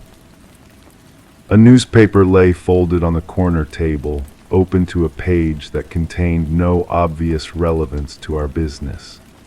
The article described changes in banking regulations, dry policy language that most people would skip over without interest. Yet someone had circled certain phrases with a pen, marking passages that dealt with audit procedures and document retention requirements. The ink was fresh, the circles drawn with the confident strokes of someone who understood the implications of these regulatory changes. The elevator indicator in the hallway showed that the car had last stopped on our floor at 4:38 in the morning, according to the digital display visible through our glass doors. The building's overnight security should have prevented access during those hours, yet the mechanical systems told a different story. The elevator had been summoned, used, and returned to the ground floor with the precision of someone familiar with the building's operational patterns. The silence in the office felt different now, not the peaceful quiet of an empty workspace, but the charged atmosphere that follows a performance. Every object seemed to occupy its position with purpose, arranged by an intelligence that understood how details could be manipulated to create doubt. The missing ledger was just the beginning, the obvious absence that would draw attention away from subtler alterations, changes so small they might be dismissed as imagination or faulty memory. The security system's log continued to display its sequence of green signals, each entry a testament to the night's apparent tranquility. Yet I found myself questioning the reliability of electronic records, wondering how easily such systems might be compromised by someone with sufficient knowledge and resources. The technology we trusted to protect us had become another element in a puzzle designed to make me doubt my own perceptions. The morning light streaming through the adjusted blinds created new patterns on the floor, geometric shapes that seemed to point toward specific locations in the room. The precision was too perfect to be accidental, each stripe of illumination highlighting an object or area that had been subtly altered during the night. The light itself had become part of the message, a silent communication from someone who understood that the most effective deceptions were those that made the victim question their own sanity. Standing in that transformed space, surrounded by evidence of an intrusion that had left no official trace, I realized that the true crime was not the theft of a ledger, but the theft of certainty itself. Someone had turned our secure environment into a gallery of doubt, each carefully placed detail a brushstroke in a larger portrait of psychological manipulation. The silent alarm had been triggered not by motion or breach, but by the weight of secrets that could no longer be contained within the walls of what I had once considered a sanctuary of order and predictability. Story 8. I mentioned I hadn't slowed down. The road stretched, barren and silent in the early glow of morning. Yet my tires carried a trace of sticky gravel, a telltale sign of a momentary stop. The air, sharp with pine and earth, mingled with an acrid scent that lingered too heavily. A glint of metal peeked through the underbrush at the bend, gleaming under the retreating shadows. Everything seemed still, almost expectant, as if holding a breath. I didn't mention the brake lights that flickered in the corner of my eye. But the engine still ticked coolly. The coffee cup sits beside me now, ceramic white, with a hairline crack running down one side like a frozen tear. Steam no longer rises from its surface, though I remember filling it before leaving the house. The liquid inside has turned the color of old pennies, with an oily film that catches the fluorescent light of this sterile room. I wrapped my fingers around it earlier, seeking warmth, but found only the chill of porcelain that had been sitting too long. The handle bears a small chip where my wedding ring once struck it during hurried mornings. My shoes rest beneath this metal table, leather scuffed at the toes in patterns I don't recall making. The left sole shows a peculiar stain, rust-colored and roughly circular, like a coin pressed into the material. When I shift my feet, tiny fragments of something gritty scatter across the linoleum floor. The sound they make is barely audible, like salt spilling from a shaker. I wore these shoes because they were comfortable for driving, though now they feel foreign against my feet, as if they belong to someone else entirely. The tissue box on the table holds only 3 sheets, their corners slightly yellowed with age. Someone placed it there deliberately, positioned exactly between 2 chairs as if expecting tears that haven't come. The cardboard edges show wear from countless hands reaching inside, desperate for comfort or simply something to occupy nervous fingers.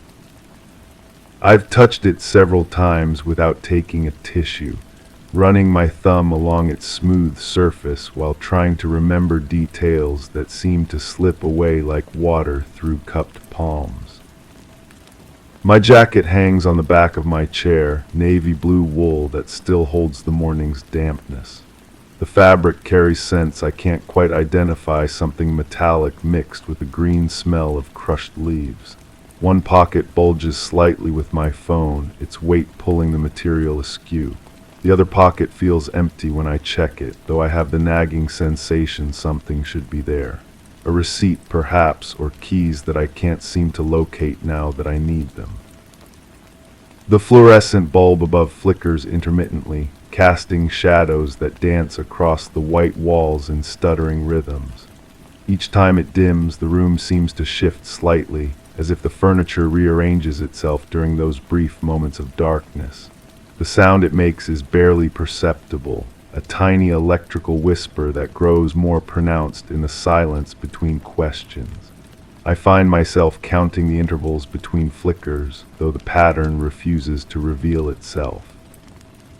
My hands rest flat against the table's surface, palms down, fingers spread like starfish seeking purchase on smooth metal.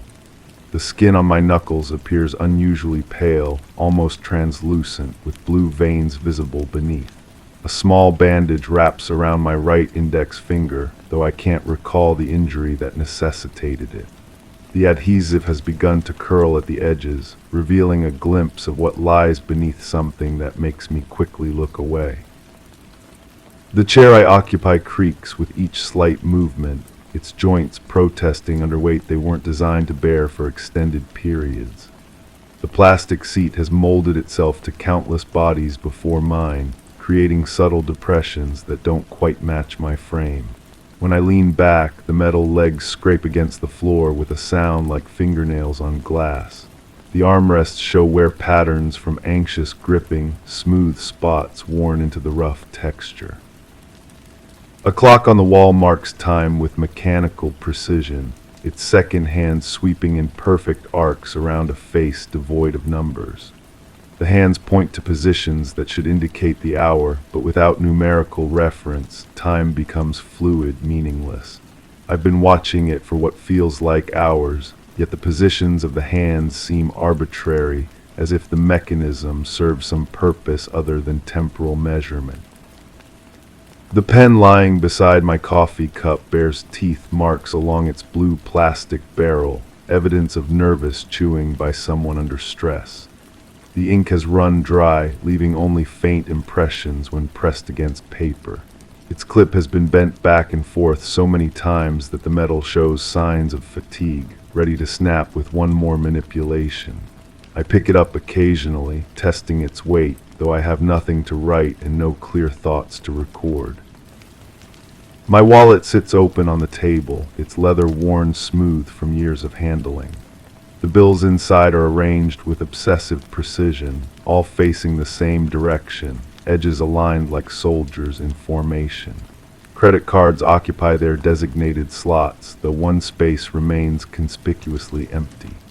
The driver's license photo shows a face I recognize but somehow don't remember being, as if it captures someone I used to be before this morning changed everything.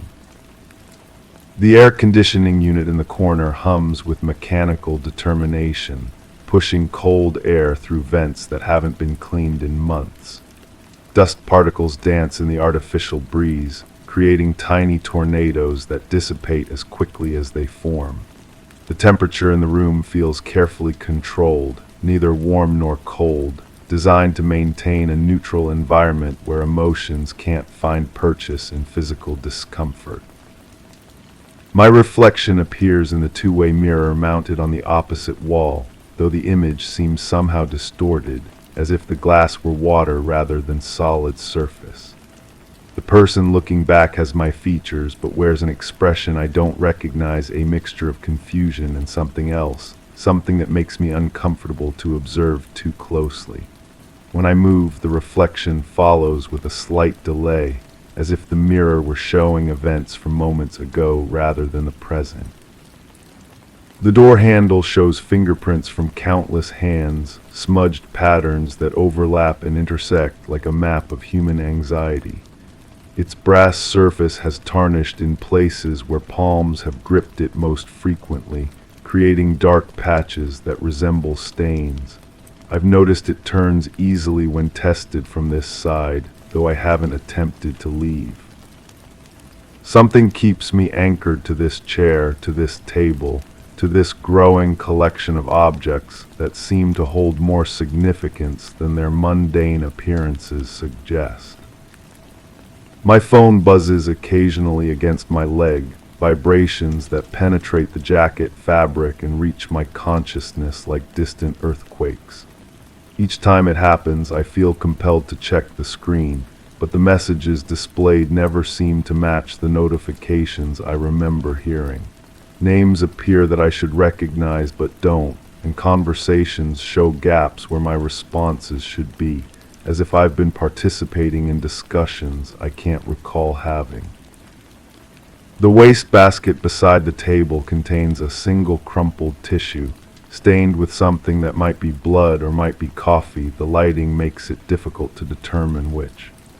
Its placement seems deliberate, positioned where it can't be ignored, but also can't be examined too closely without obvious effort. The metal container itself bears scratches and dents that suggest violent use, though it sits peacefully now, holding only that one mysterious piece of evidence. A photograph lies face down on the table's edge, its white backing unmarked except for a small notation in handwriting I don't recognize. When I reached for it earlier, my hand stopped involuntarily, as if some internal mechanism prevented me from turning it over. The paper feels thick between my fingers, professional quality, suggesting importance that I'm not ready to confront. Its presence creates a gravitational pull that draws my attention even when I try to focus elsewhere. The heating vent near my feet releases warm air in rhythmic bursts, creating a pattern of comfort and withdrawal that mirrors my own breathing. Occasionally, it carries scents from elsewhere in the building: industrial cleaners, old coffee, and something organic that reminds me of autumn leaves decomposing in rain. These olfactory intrusions feel like messages from a world beyond this room, hints of normalcy that I can no longer access. My wedding ring catches the overhead light intermittently, sending small rainbows across the white walls like scattered promises. The gold band has worn thin in places, evidence of years spent turning it nervously around my finger during moments of stress. Now it feels loose, as if my hands have somehow shrunk, or as if the ring itself has expanded beyond its original dimensions. When I try to remove it, the metal seems to resist, clinging to skin that no longer feels entirely my own. The silence between questions has weight, pressing down on my shoulders like a physical presence. It fills the spaces between heartbeats, between thoughts, between the person I was this morning and whoever I'm becoming in this sterile environment. Each time it's broken by a voice from beyond the mirror, the interruption feels violent, shattering carefully constructed barriers that immediately begin rebuilding themselves the moment words stop flowing. My memory of the morning exists in fragments, like a photograph torn into pieces and scattered by wind. The harder I try to assemble these pieces into a coherent narrative, the more they seemed to change shape, edges that should connect refusing to align properly. What I remember conflicts with what the evidence suggests, creating a dissonance that grows stronger with each passing moment, each new question, each object that refuses to conform to my understanding of events. The metal table reflects my face in its polished surface, but the image appears warped, stretched into something unrecognizable. When I lean closer, trying to see myself more clearly, the reflection seems to lean away, maintaining a constant distance that prevents true recognition. My features blur and shift in the curved metal, becoming someone else entirely, someone who might have done things I couldn't imagine doing, someone who might have reasons I don't remember having. Story 9. It smelled like wintergreen, sharp and out of place among the stale air.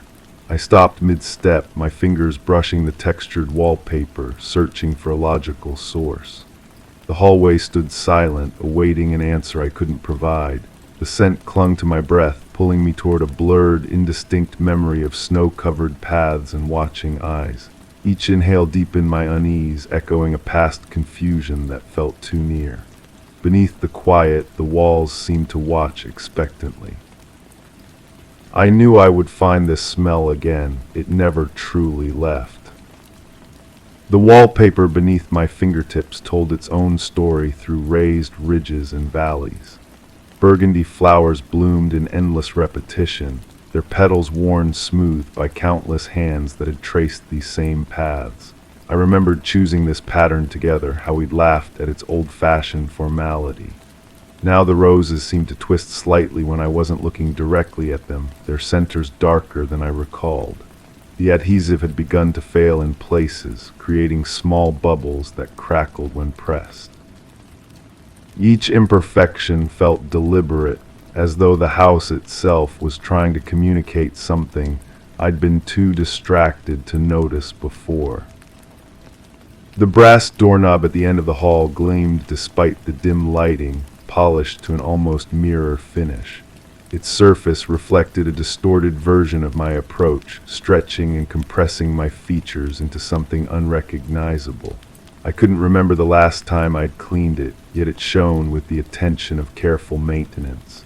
The metal felt cold against my palm, colder than it should have been given the house's warmth. When I turned it, the mechanism moved with a silence that suggested recent oiling. Someone had been taking care of these details, these small acts of preservation that I'd somehow overlooked in my daily routines. Inside the room, afternoon light filtered through gauze curtains, casting everything in soft amber.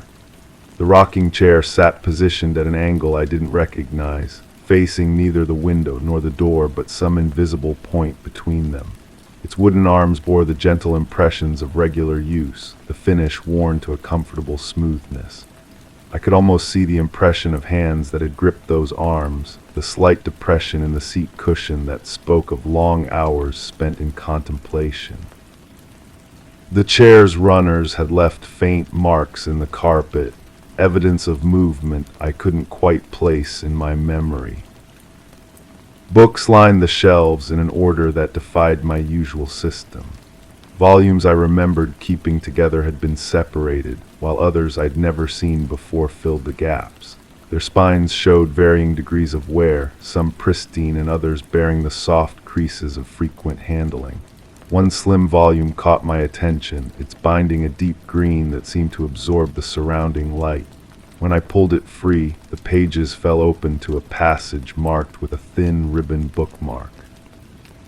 The text discussed the reliability of memory, how our minds edit and revise experiences without our conscious awareness.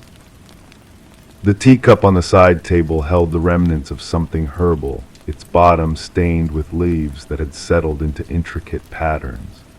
Steam no longer rose from its surface, but the porcelain retained enough warmth to suggest recent use.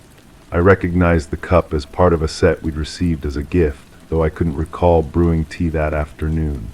The saucer beneath showed a ring of moisture, and beside it lay a small silver spoon that reflected the room's light in sharp points. The arrangement looked deliberate, as though someone had set it down with the intention of returning shortly. Photographs on the mantelpiece seemed to have shifted since my last careful observation. The frames remained in their usual spots, but the images within appeared subtly different. In one, shadows fell at angles that didn't match my recollection of that particular afternoon. Another showed a gathering where I could swear an extra figure stood at the edge of the group, someone whose presence felt both familiar and impossible. The glass protecting each image was spotless, suggesting someone had recently cleaned away fingerprints and dust with meticulous care. The floorboards beneath the Persian rug creaked in a pattern I'd learned to navigate over the years, yet now they seemed to sing different notes under my weight. Each step produced sounds that felt foreign, as though the wood itself had somehow changed its voice. I knelt to examine the boards more closely and noticed tiny holes that looked freshly drilled, each no larger than a pinhead. They formed no discernible pattern, scattered randomly across the surface like stars in an unfamiliar constellation. When I pressed my ear to the floor, I could hear the faintest whisper of air moving through these openings. The mirror above the fireplace reflected the room with perfect clarity, yet something in its depths seemed wrong. My own reflection appeared normal enough, but the space behind me looked subtly altered. Furniture that should have been visible remained hidden in shadow, while areas that ought to be dark showed unexpected illumination.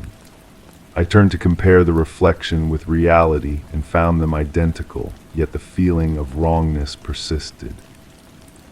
The mirror's silver backing had begun to show its age in places, creating dark spots that looked almost like watching eyes. A music box sat open on the desk, its tiny ballerina frozen mid-pirouette. The melody it played had always been slightly off-key, a charming imperfection that made it endearing. Now the tune seemed different, though I couldn't identify exactly how. The notes hung in the air longer than they should, creating harmonies with themselves that bordered on the ethereal. When I closed the lid and opened it again, the ballerina's position had changed slightly. Her painted face turned toward me with an expression I didn't remember noticing before. The heating vent near the floor breathed warm air in steady intervals, but mixed with that warmth came something else. Not quite the wintergreen scent from the hallway, but something botanical and deliberate. The metal grating showed signs of recent removal, tiny scratches around the screws that suggested careful tampering. When I peered through the slats, the darkness beyond seemed deeper than the usual ductwork would allow. A faint sound echoed from within, like whispered conversation too distant to comprehend. Letters stacked on the writing desk bore postmarks from places I'd never visited, yet they were addressed to me in handwriting I almost recognized. The return addresses belonged to names that felt familiar without being identifiable, as though I'd heard them spoken in dreams. Each envelope had been opened with surgical precision, the contents presumably read and carefully refolded. The papers inside discussed ordinary matters, weather and health and daily concerns, but their tone suggested an intimacy I couldn't place in any relationship I remembered maintaining. The window latch showed wear patterns that didn't match my habits. I rarely opened this particular window, yet the brass showed the kind of frequent use that comes from nightly routine. The glass itself was cleaner on the outside than the inside, suggesting someone had been maintaining it from the garden. Through the panes, I could see footprints in the soft earth below, impressions too large to be my own and too regular to be random. They formed a path that circled the house at a distance that would provide clear views into most rooms.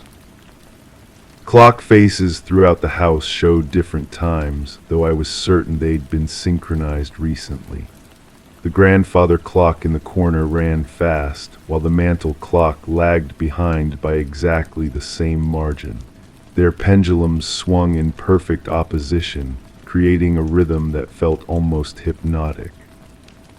The sound of their ticking had become a constant background to my thoughts, yet now I noticed periods of silence where both clocks seemed to pause simultaneously, as though waiting for some external signal to resume their measurement of time. A jewelry box on the dresser contained pieces I didn't remember acquiring. Delicate earrings and bracelets lay nestled in velvet compartments, their surfaces showing the subtle wear of regular use. One necklace in particular caught my attention, its pendant shaped like a small key. The metal was warm to the touch, warmer than the room's temperature could account for. When I lifted it, the chain seemed to know the weight of being worn, falling into curves that suggested frequent placement around a neck. The bathroom medicine cabinet held bottles with labels I couldn't quite read, their text blurred as though viewed through water. The prescriptions bore dates I couldn't verify and names of medications that sounded almost familiar. Some bottles were nearly empty while others remained full, suggesting a pattern of use I couldn't decipher. Behind these containers, a small mirror reflected not my face but the back of my head, as though I were looking at myself from behind while standing in front of the glass. Towels hung with the kind of precision that spoke of military training or obsessive care. Their folds were identical, their edges aligned with mathematical accuracy. I had never been particularly neat, yet these arrangements suggested someone who found comfort in order and control. When I disturbed one towel to test my theory, I returned later to find it restored to its previous perfection, the fabric showing no trace of my interference. The kitchen held the lingering warmth of recent cooking, though I couldn't recall preparing any meals. Pots and pans sat clean and properly arranged, but their surfaces showed the subtle discoloration that comes from use. The cutting board bore faint knife marks that formed patterns I didn't recognize, scored into the wood with the repetition of habit. Spices in the rack had been rearranged according to some system that wasn't alphabetical or organizational by frequency of use, yet felt logical in a way I couldn't quite grasp. Footsteps in the basement dust told stories I couldn't interpret. The impressions were clear enough to suggest regular traffic, yet I rarely ventured into that space. The prints seemed to follow specific paths between the furnace and the far wall, where nothing of apparent interest was stored. When I followed the trail, it led to a section of the foundation where the mortar between stones looked newer than the rest, as though recent repairs had been made with careful attention to matching the original work. The attic ladder showed where on rungs I'd never used, its hinges oiled to prevent the squeaking I remembered from previous visits. Above, floorboards had been disturbed and carefully replaced, leaving subtle evidence of exploration in spaces I'd considered inaccessible. Boxes I'd stored in specific locations had been moved and returned, their contents presumably examined and cataloged by someone with infinite patience and attention to detail. Garden tools in the shed bore soil from plants I hadn't cultivated, earth with a different texture and color than what surrounded the house. The shovel blade showed scratches that suggested use on rocky ground, while the rake's tines held fragments of leaves from trees that didn't grow on the property. Someone had been gardening elsewhere and returning these implements to their designated places, maintaining the fiction of their exclusive use in my yard. The car keys in my pocket felt different, their weight subtly changed as though copies had been made and the originals replaced with near-perfect duplicates. The metal showed microscopic scratches that formed patterns I didn't recognize, tiny marks that could have been made by unfamiliar locks. When I started the engine, it turned over with a smoothness that suggested recent maintenance I hadn't authorized or requested. Phone messages accumulated in my voicemail, voices that claimed familiarity while remaining unidentifiable. The speakers discussed shared experiences I couldn't place, referencing conversations that felt like they might have happened in dreams. Their tone suggested affection and long acquaintance, yet something in their cadence felt rehearsed, as though they were reading from scripts designed to create the impression of relationships that existed only in their words. The wintergreen scent returned as I stood in the bedroom, stronger now and accompanied by the faint sound of breathing that wasn't my own. The rhythm was slow and measured, the breathing of someone in deep sleep or perfect relaxation. When I held my own breath to listen more carefully, the sound continued, emanating from somewhere within the walls themselves. The smell seemed to pulse in time with these respirations, growing stronger with each inhale and fading with each exhale, as though the house itself had developed lungs and was dreaming of winter walks through snow that never melted, watched by eyes that never closed. Story 10. I stood motionless, eyes fixed on the hallway where the polished floorboards gleamed under the muted light. Each tick of the clock on the wall seemed to echo a moment longer than the last, stretching time like an elastic band ready to snap. The curtains swayed slightly even though the windows were shut tight, whispering secrets to an unlistening room. My breath felt shallow, as if the air had thickened with unspoken words. The shadows cast by the lamp danced along the walls, shifting in ways that didn't match the light's steady glow. Then I noticed an unfamiliar crease in the rug, as though a foot had pressed and retreated, leaving evidence of a presence unseen. The smell comes first, always the smell, something metallic and sweet, like copper pennies left in sugar water.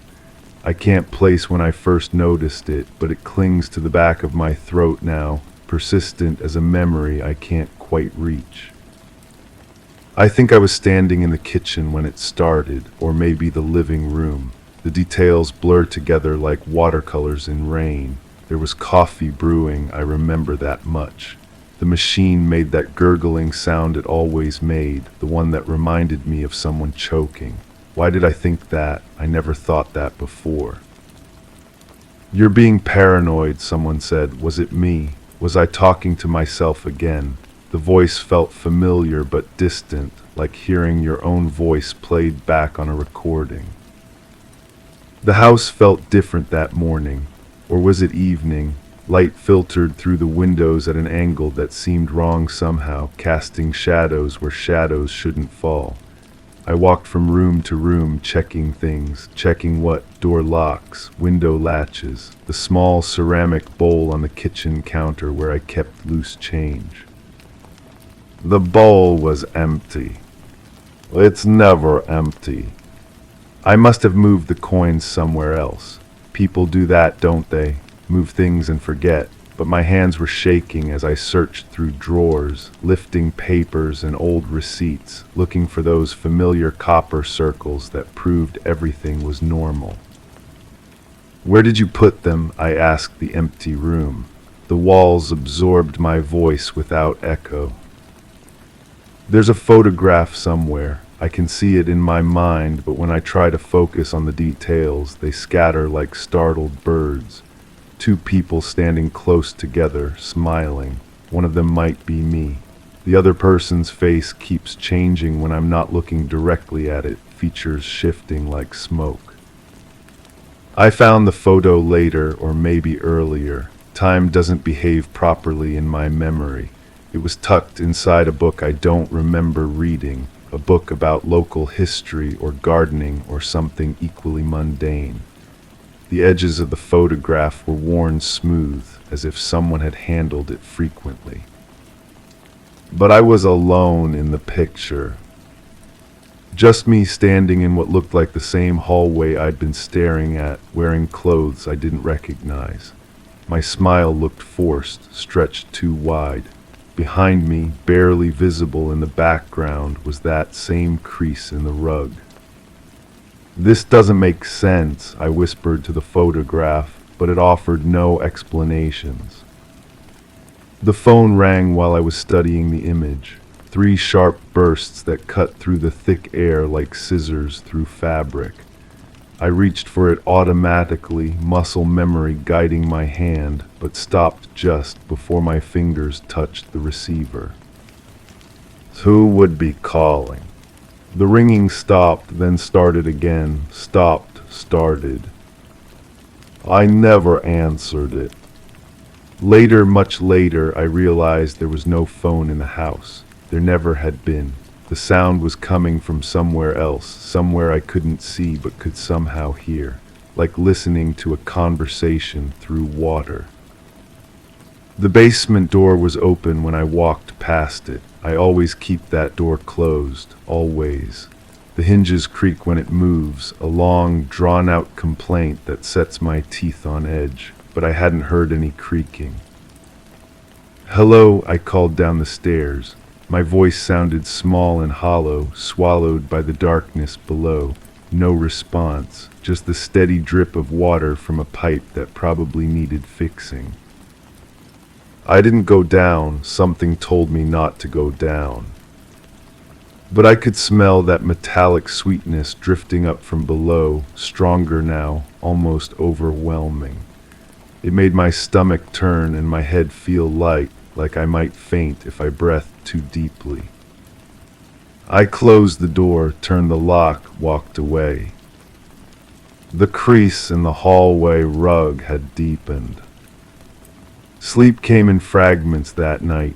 I drift off for what felt like moments, then jolt awake with the taste of copper in my mouth and the sound of footsteps that stopped the instant I opened my eyes. The digital clock beside my bed displayed numbers that didn't make sense, sequences that seemed to skip and jump without following any logical progression. "You're losing it," I told my reflection in the bathroom mirror, but the person staring back at me looked older somehow, worn down by something I couldn't name. There were dark circles under my eyes that hadn't been there before, and my hair was messed up in a way that suggested I'd been running my hands through it compulsively. When had I started doing that? I found more photographs the next morning, scattered across the kitchen table like playing cards dealt by an invisible hand. All of them showed the same scene, me standing in various rooms of the house, always alone, always wearing that same forced smile. In each picture, something was slightly different. A chair moved, a curtain drawn, a door ajar. In the last photograph, I was standing in the hallway again, but this time I was looking directly at the camera with an expression I didn't recognize. Fear, confusion, something else entirely. The crease in the rug was gone in that picture. The rug lay perfectly flat, undisturbed. "This isn't right," I said aloud, gathering the photographs into a pile. "None of this is right." But even as I spoke the words, doubt crept in like cold air through a crack in the wall. Maybe it was right. Maybe this was how things had always been, and I was just now noticing. Maybe I'd been alone in this house for longer than I wanted to admit, talking to myself, moving things around without remembering, creating mysteries where none existed. The basement door was open again. This time I was sure I'd locked it. I could still feel the metal of the key between my fingers, still hear the decisive click of the mechanism engaging. But there it stood, slightly ajar, breathing that sweet metallic smell into the hallway like a mouth exhaling. I approached it slowly, my bare feet silent on the cold floor. The darkness below seemed to pulse with its own rhythm, matching the beating of my heart. I could hear something down there now, not quite footsteps, but something similar. A soft shuffling, like someone moving carefully in the dark. "I know you're there," I whispered to the darkness. "I know someone's there." The shuffling stopped. For a long moment we waited for each other, the presence below and me above, locked in a silence that felt charged with possibility. Then, so quietly I almost missed it, came a voice from the basement. My own voice. "I know you're there," it whispered back. "I know someone's there." I slammed the door shut and ran. But running didn't help because the voice followed me. My voice, speaking words I hadn't said, asking questions I didn't remember asking. It seemed to come from the walls themselves, as if the house had learned to speak with my tongue. "Where did you put them?" the voice asked as I huddled in the living room, pressing my hands over my ears. "Where did you put the coins?" I didn't know, I couldn't remember. The harder I tried to recall moving them, the more the memory slipped away like water through my fingers. "Why are you alone?" the voice continued, gentler now, almost sympathetic. "You weren't always alone." The photographs on the table seemed to shimmer in my peripheral vision, their images shifting and changing when I wasn't looking directly at them. Sometimes I glimpsed another figure in the pictures, shadow-thin and indistinct, standing just behind my shoulder or reflected in a window. But when I turned to look properly, there was only me, always me, smiling that terrible forced smile. Who was I with? I asked the empty room. Who else was here? The house didn't answer, but I felt it listening, waiting for me to remember something I'd worked very hard to forget. The metallic smell was everywhere now, seeping from the walls like sweat, collecting in corners and pooling under furniture. I opened windows, turned on fans, sprayed air freshener until the house reeked of artificial flowers, but nothing could mask that underlying sweetness that made my throat close and my eyes water. I started finding things in places they shouldn't be. My toothbrush in the kitchen drawer, a coffee mug in the bedroom closet, books arranged in patterns that spelled out words I couldn't quite read.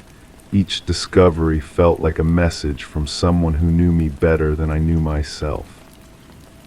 "You did this," I said to my reflection, but the person in the mirror just stared back with hollow eyes. "You moved these things. You're doing this to yourself." But I couldn't remember moving anything. The gaps in my memory were growing larger black holes where hours or maybe entire days should have been. I'd find myself standing in rooms with no recollection of how I'd gotten there, holding objects I didn't remember picking up, wearing clothes I didn't remember putting on. The crease in the hallway rug had returned, deeper than before, as if something heavy had been dragged across it repeatedly. I knelt beside it, running my fingers along the compressed fibers, trying to understand what could have made such a mark. The rug was damp. Not wet exactly, but moist in a way that suggested recent contact with something liquid. I pressed my nose close to the fabric and inhaled. The metallic sweetness was strongest here, concentrated and cloying, making my head spin with its intensity. I pulled back the rug. Underneath, the floorboards were stained dark in a pattern that looked almost deliberate, like someone had spilled something and tried unsuccessfully to clean it up. The stain followed the same path as the crease, a trail leading from the living room toward the basement door. "What happened here?" I whispered to the stained wood. "What did I do?" But even as I asked the question, part of me already knew I didn't want the answer. The photographs had multiplied again, covering every surface in the house like fallen leaves. In each one I looked a little different, a little more frightened, a little more alone. The backgrounds remained constant, but my expression changed from picture to picture, telling a story I couldn't quite piece together. In the newest photograph, I was standing at the top of the basement stairs, looking down into darkness with an expression of such profound sadness that it made my chest ache to see it. My mouth was open as if I was calling to someone, but the photograph couldn't capture sound. Who was I calling to? The basement door stood open again, and this time I didn't close it. I sat at the kitchen table, staring down the hallway at that rectangle of darkness, waiting for something to emerge or for the courage to descend. The house held its breath around me, every creak and settling sound amplified in the stillness. I remember now, I said aloud, though I wasn't sure if I was lying. I remember what happened. But the memories that surfaced felt borrowed, like scenes from a movie I'd watched long ago. Fragments of conversation, glimpses of movement, the sound of something heavy being moved across the floor. Nothing connected properly. Nothing made complete sense. The clock on the wall had stopped ticking. I stood motionless, eyes fixed on the hallway where the polished floorboards gleamed under the muted light. The crease in the rug seemed to pulse with its own dark rhythm, and I understood finally that it had always been there, waiting for me to notice, waiting for me to remember what I'd worked so hard to forget. The basement door yawned open like a mouth, exhaling that sweet metallic breath that I now recognized as the smell of secrets kept too long in the dark.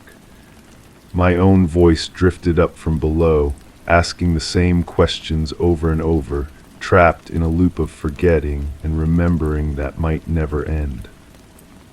I took a step toward the hallway, then another, drawn by the certainty that answers waited in the darkness below. But with each step, the questions multiplied, branching and spreading like cracks in glass, until I could no longer tell which memories were real and which were wishes, which truths were worth knowing and which were better left buried in the sweet-smelling dark. The crease in the rug welcomed my foot like an old friend, and I realized I'd been walking this path for longer than I cared to admit, following the same trail over and over, wearing it deeper with each passage, marking time in a house that had learned to keep its secrets as carefully as I'd learned to forget them.